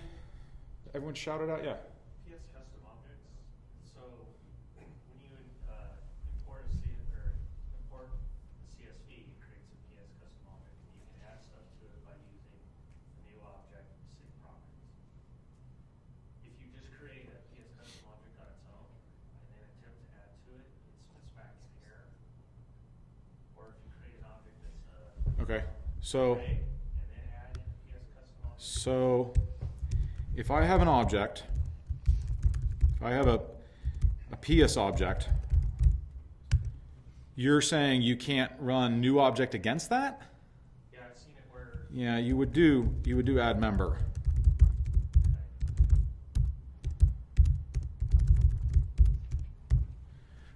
That's how you add. So you pipe that into there.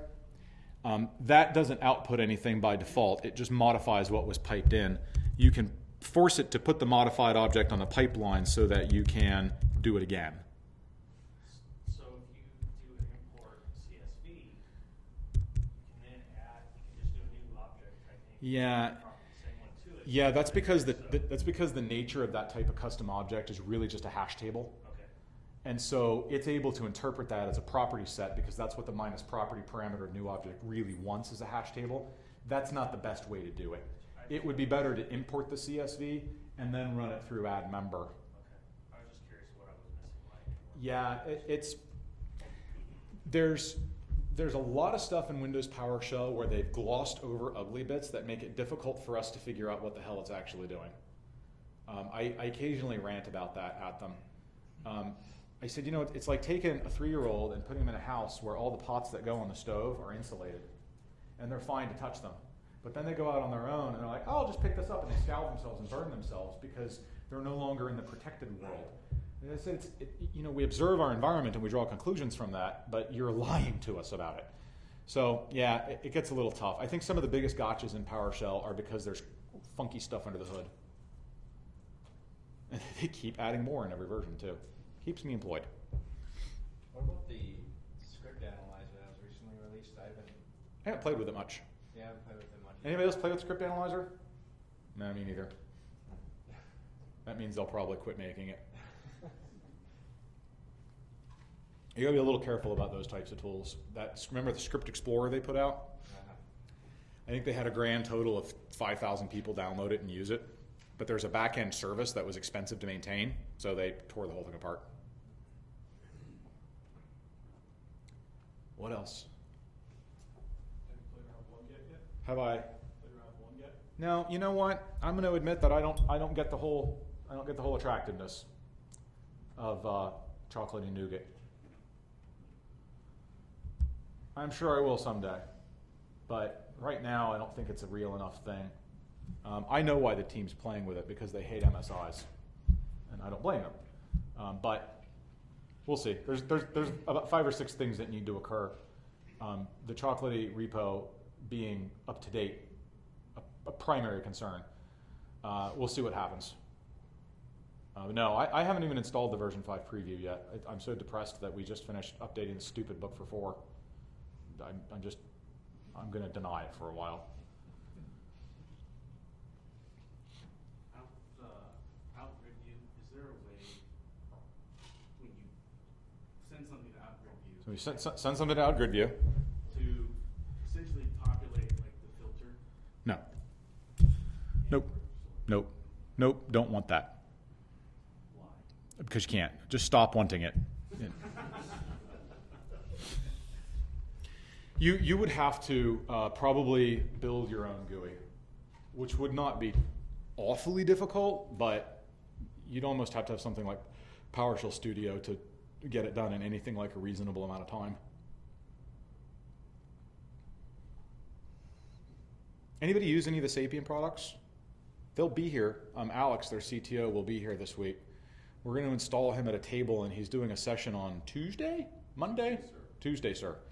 He's doing a session on Tuesday, so during lunch. So go sit in and hug him, or he likes to be touched. He's German. They're like that. Talk to him.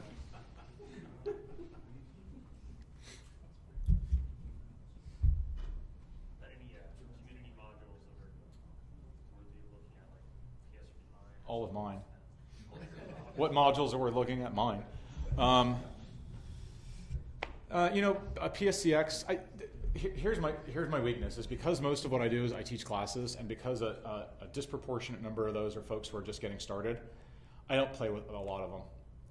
I don't get an opportunity to play with a lot of what's out there because I got to kind of stick to the core shell, and I can't assume that a customer is going to allow anything like that in. So I try to just keep it the basic stuff. So I don't see a whole lot. Jeff is probably a lot more involved in playing with things. Tends to be a lot more aware of what's out there. And then, you know what? Ask that question of everybody you run across. What kind of modules do you use that I might not have heard of? And if you get some good answers, if we can give back a little and write it up as a blog entry, and we'll put it on PowerShell.org and maybe help other people discover that too. right? It'd be nice if other people contributed because you know what you need, and once you get it, I bet other people needed it too. And once you figure it out, it's great to share that. We'll put it in the tech letter, the newsletter, and you can tell your boss you've been published now and you need a raise. Let me know if that works. Community modules and third-party add-ons. How much of an issue is it that things being orphaned and just kind of Issue or problem? Magazines have issues. Yeah. Some go away, some don't. It's like anything else, open source or free. You'll get full value for your money. I mean, the good news is most script modules, at least, are open source by definition. You can get to the source at least. So if you need to fix something or copy something, it's there. You can have at it. But depends. Some projects are good, some aren't. Should we do XML now? All right, good. You're feeling a little bit more participatory. That's important. All right. Let's see.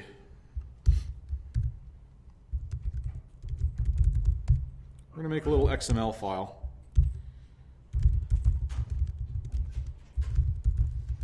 Now, you guys are reasonably aware of what XML is and looks like and flavored, hopefully, but we'll get some terminology out of the way just to make sure.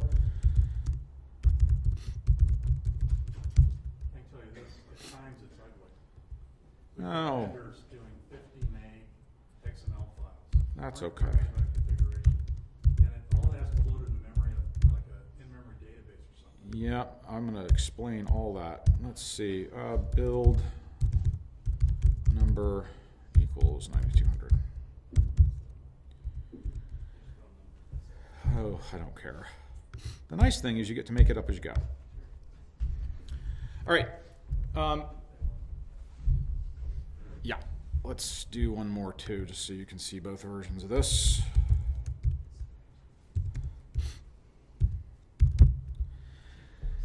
So computers is considered the document root element. Every XML document can have one and only one root element. There can't be anything outside the root element. All other elements have to be nested completely. It looks like an HTML document. You get to make the rules. Aside from that, and aside from the fact that it's case sensitive, you pretty much get to make the rules. Every element has to have an opening and closing. That one on line 4 is a singleton. It's a self-closing. But aside from that, you make up the rules. You decide the structure. For example, in this case, I have added build number as an attribute of the computer element or node.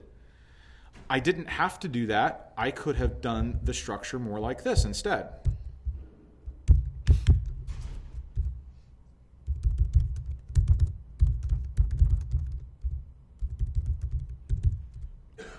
Oh, is it the end of the day yet? Let's see.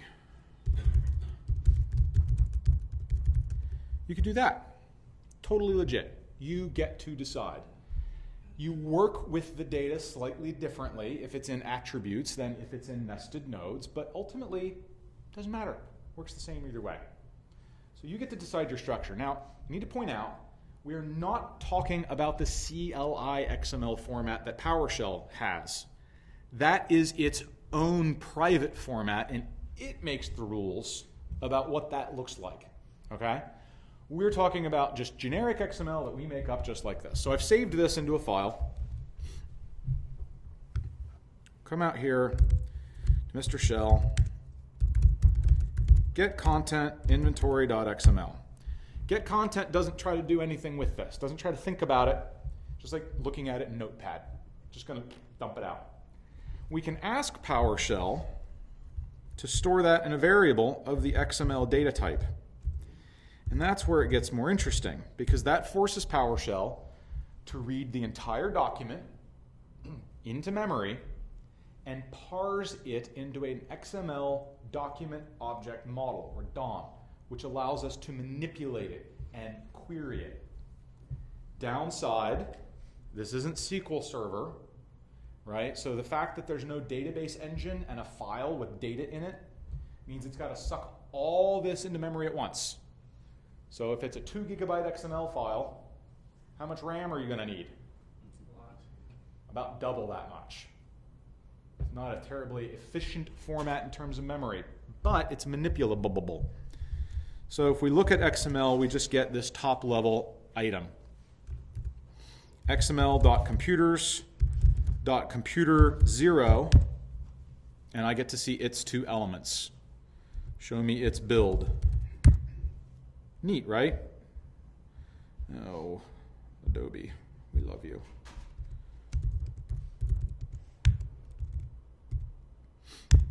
And it's easy to change. Once it's been changed,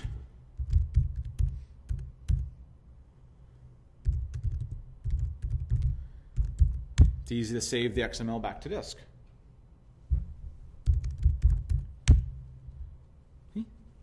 Neat.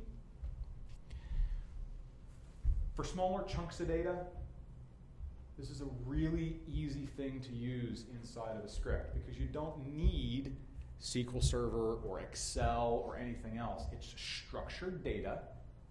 It can be hierarchical. So you can have data which has elements, which have elements, which have, you can nest these things and get as complicated as you need to. And at the end of the day, it's still just a text file that can be as human readable as you need it to be, depending on how you structure it, and is easy to load in and manipulate using a script. What about like JSON?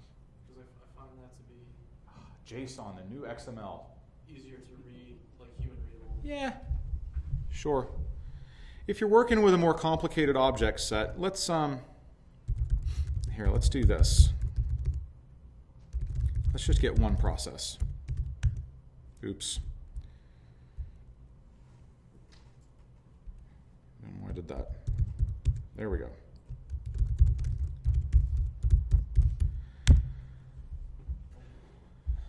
Totally human readable. And that's a lot of data in that object, and that's why. But you can see what it's done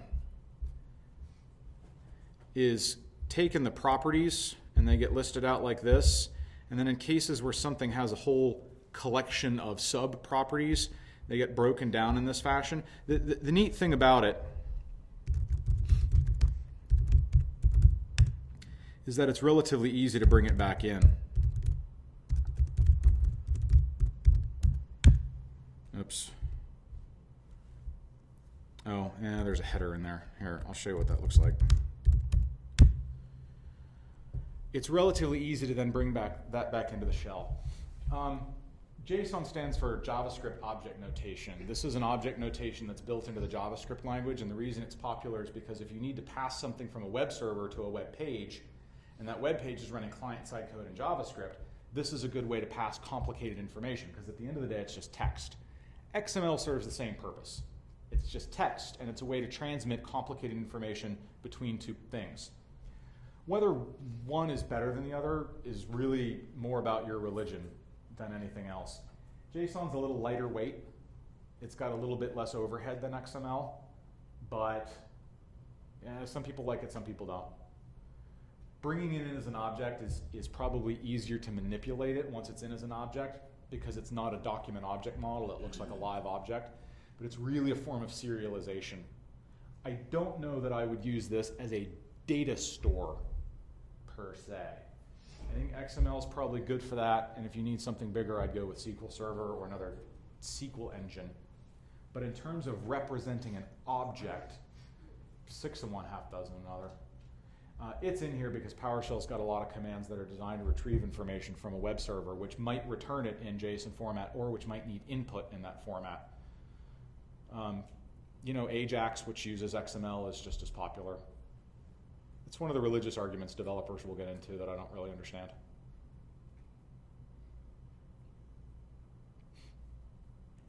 I use XML a great deal when I'm doing small little inventory things because I can ask a server to gather a whole bunch of information about itself, jam it into this XML file, and then save it someplace. And then it's relatively easy to write a script that munges all those into one thing.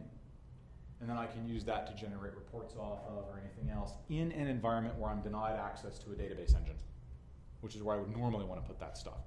Well, you're in the DMZ here. You can't talk to the SQL server. Got it. I'll put it in XML, and once I get it inside the DMZ, I'll write another script that parses it out, and maybe sticks it in SQL from there. So it's good intermediate format. We do have lemon bars in the back, so if you need to wander back and get one, help yourself. We'll do informal discussion until so we can do that. Yeah, I don't think those two back there are going to do waiter thing now. No. I'd make Jason, but I can't fill that out. John, on the XML, like I was saying, we had to work with these large objects and they're coming from vendor software, so we didn't have any choice. But I found that if we declared an XML object on one line and then loaded it on the next line, that was like more than twice as fast as doing it all in one line. Yeah. The reason that's the case, so you're saying, just so everyone else can play along, you're saying doing something like this, declaring XML.xml on one line and then later reading that in. Yeah, you know what, this is actually a good larger meta discussion we can have about performance. In this case, you're running into something about the way that data structure gets set up first. That allows PowerShell to get it in there a little bit, to parse it into an existing DOM rather than creating a DOM and populating at the same time. But let's talk about something in performance. This is something that comes up a lot.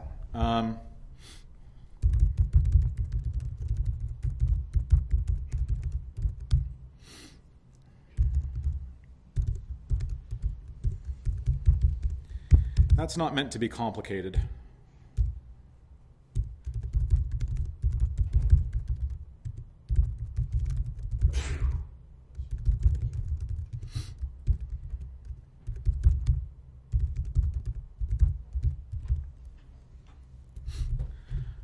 Okay, can we at least tentatively agree that those two things result in more or less the same output? Which one's faster?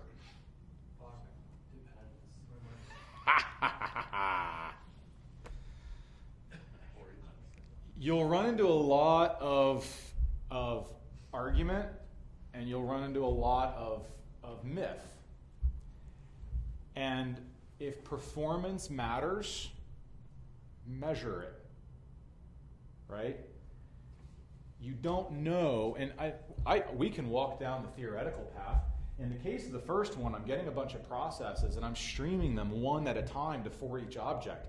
So for each object doesn't have to use more memory than is necessary to deal with one object at a time.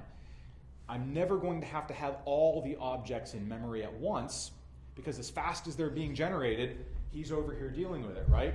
It's like Lucy on the chocolate line. So long as she can get them off the line quick enough, it's good. But when she starts slowing down, that's when they start to build up. Now the second one, I'm caching all these things into memory and then I'm looping through them. What sounds like, from a performance perspective, the bottom one is worse. Depends on what you mean by performance, though, isn't it? Right? Performance is more than just one thing. It's memory, it's CPU, it's network, it's disk, it's a lot of things. The bottom one probably uses more memory. The top one has to recompile, that's a bad word for it, but let's call it that. It has to recompile that script block every time. That might be a lot slower. You know what? Anytime you want to have a discussion about performance in PowerShell, stop having the discussion and check it.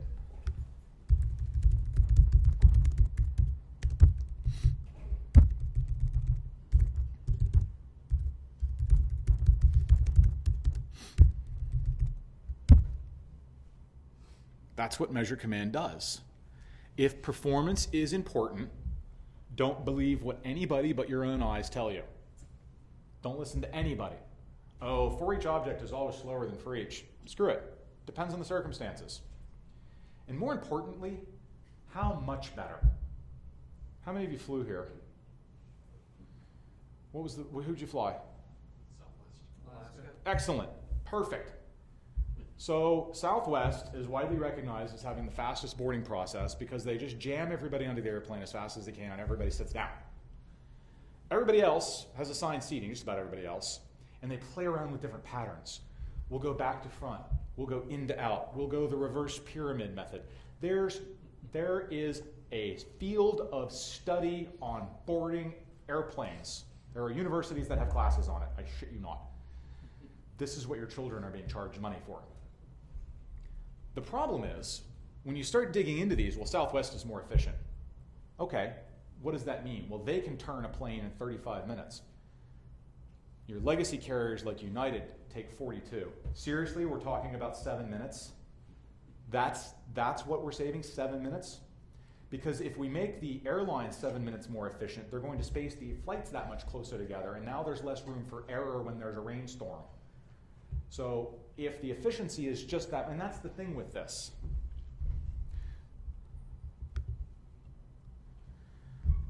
One of them took 75 milliseconds, the other took 64 milliseconds. I don't care. Yeah, the bottom one was faster because it didn't have to recompile that script block. As that script block gets more complicated, I could potentially see that difference start to get bigger. Fine. But the bottom one probably used more memory, which isn't being measured here. I'd have to go get that information some other way. And given the relatively non-existent actual delta, which one's easier to read? Because that is not what you're going to get from most PowerShell coders. You're going to get that. One of these is more maintainable over the long haul because more people can look at it because it's a more standard programming construct. So there's a lot of considerations that go into these things. I get a little wigged out sometimes with, well, the performance, we're dealing with 100 objects. Shut up. It's not going to be that bad. Yes, if my computer was running 32,000 processes, it might be important for me to differentiate between these two. I might do the slower one to save on memory. No, you always want everything faster. No, I don't always. Performance, it's always about trade-offs. And one of the trade-offs is the readability of the script. I have plenty of customers who have standards about coding practices, and unless you can demonstrate that a particular coding practice is aberrantly poor performance, they would rather have the coding practice than the performance. Because at the end of the day, it's PowerShell. It's going to be the fastest thing in the world anyway. Not that it's super slow, but it's not like you're writing native code.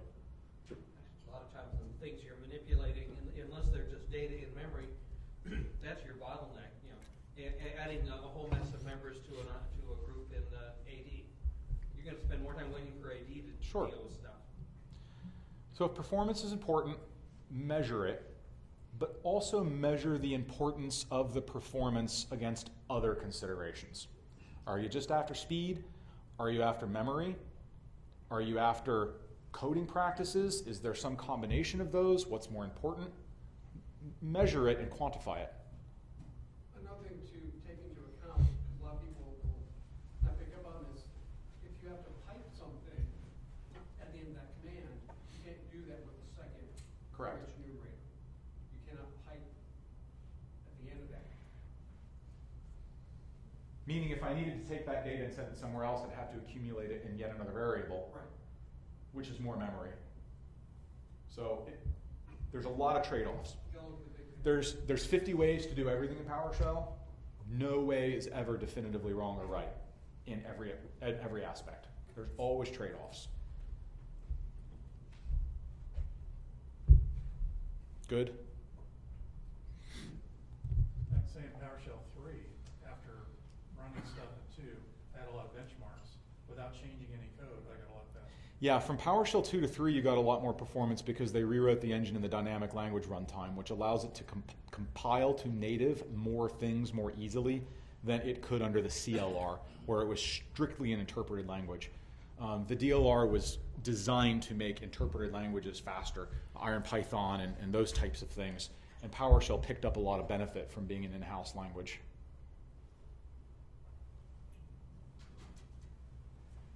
Okay, yes. We're going back to XML. We can't go back. Only go forward. Do you write the XML yourself? Or I- do you use... No, I code my initial XML file myself. Okay. And then you throw your data in. Yeah. Now you certainly can. There's methods to manipulate that DOM. You can, once you have the document object, you can tell it, all right, now create me a new element. Append it to this one. Go find me the element that meets these criteria. XPath is a query language you can use to query XML. Does the convert to XML is nasty? You mean that? Yeah, I don't use that often. So you kind of build your XML document. The way I want it, yeah. And then my scripts are written to deal with the XML I came up with, yeah. Instead of doing like the convert to XML. Yeah, convert to XML is kind of sucky because it's generic. It doesn't really know anything about your data or its relationship or how you want to. It's going to take a best guess and try and spew. That's not always the best. The CLI XML kind of. CLI XML is intended for serialization and deserialization of objects, just like JSON is. It's a persistence format. But it's big. It's a lot bigger than if you were to take that. Yeah. And throw it into an Yeah, it's because it's trying to persist a crap load of information. Because it needs to be able to construct something that's as close to those objects as it can later. And you get a lot of metadata that PowerShell dumps on top of it as well. Yeah. Okay. Now, if you're writing your own XML, it's really just going to be for your own use, because I know Yeah. official XML has 2 or 3 lines of weirdness at the top. And No, it doesn't have to. You can have a document type declaration up there if you want. And sometimes I'll put that in if there's a reason to. okay. That's metadata. It's depends on the purpose. I suppose you really only need the metadata if you're going to feed it to something else that expects the metadata. Yeah, it depends on what you want to do with it. Absolutely. I have a vendor that needs an XML file out or Active Directory in certain settings, so basically wrote a simple function That creates the file they need. Yeah. And it's modified. And it's a very common data interchange format. There's a lot of people that are willing to work with it. So yeah. All right, we're to the end. So this is your chance to ask more questions. We are going to re-meet tonight at 6 at Blue Martini if you want to come. That's a cash bar thing, so bring money. Definitely mingle, but last questions. You're going to cover what at the end, or this is the end? This is the end. How about any PowerShell web access related stuff? Like what? Oh.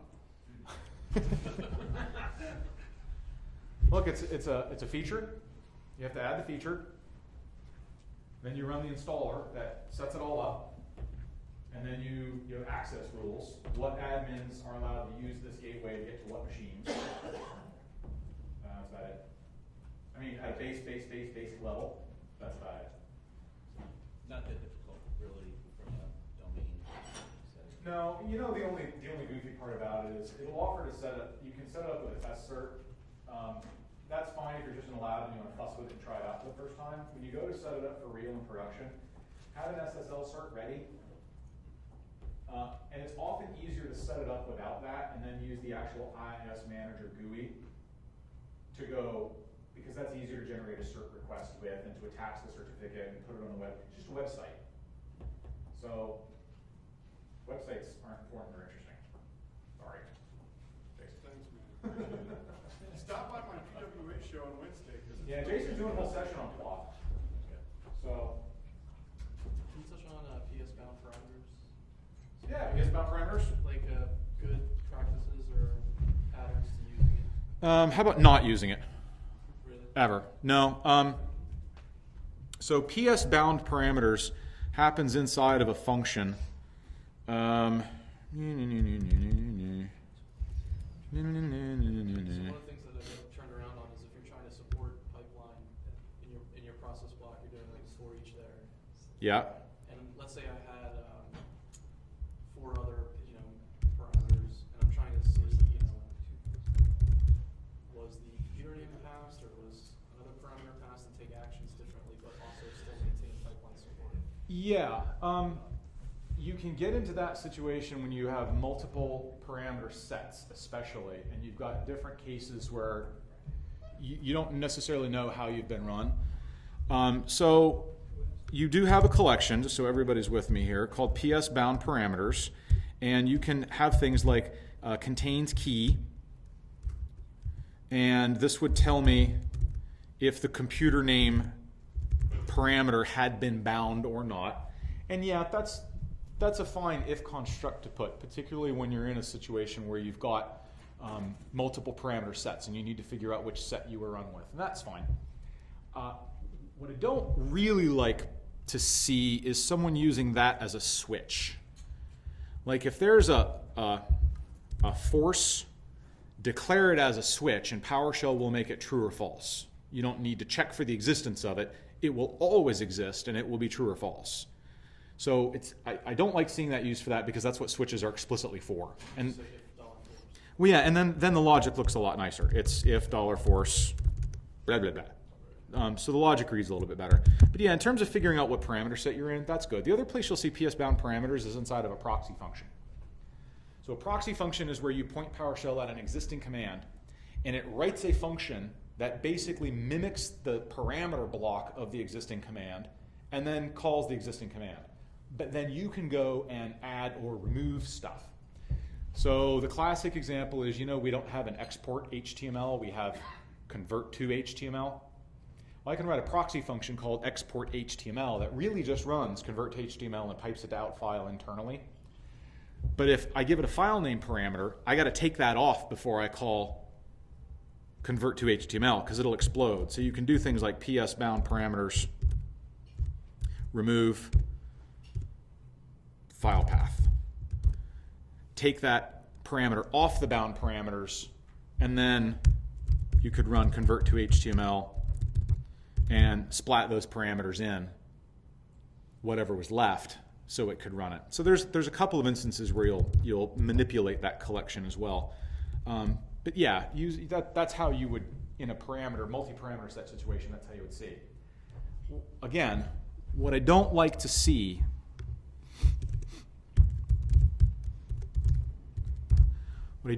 is this, where I'm expecting either a computer name or a file path, but I've not coded them to be mutually exclusive.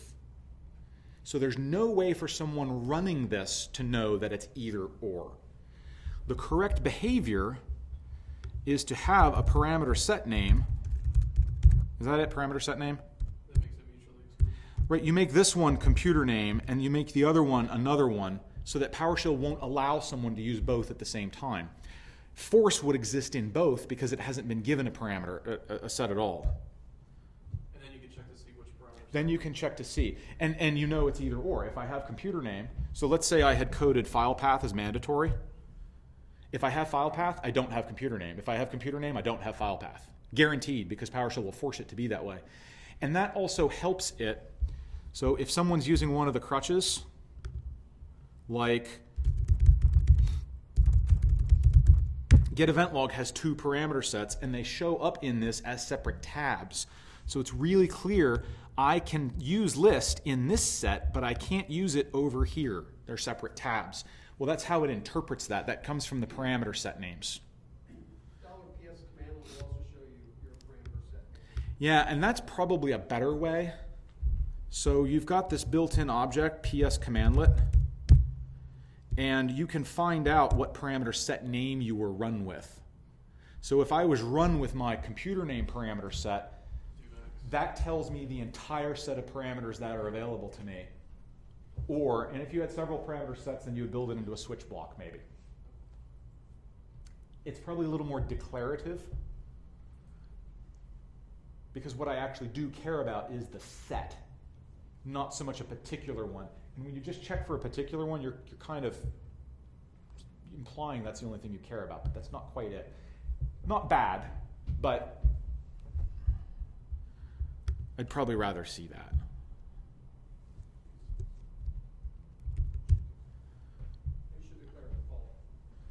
And you should declare a default, yeah, because it helps PowerShell construct a good help message, helps it bind things properly. You do it up in the commandlet binding. You do that in your commandlet binding attribute, yes. Only about files. Yeah, about functions, advanced parameters. A boot, if you're from Canada. Okay?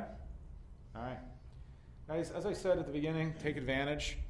You're going to be in a building with everybody who knows everything about PowerShell, literally the people who coded it, the people who use it, the people who write the books about it, the people who teach it, the people who use it in production.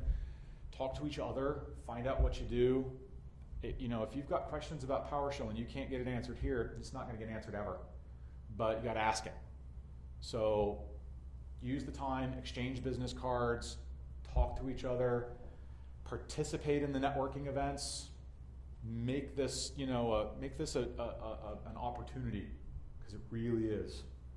I mean, there's nowhere else where you're going to get these people with so few people competing for their attention. Cool. See you tonight, and I'll see you tomorrow.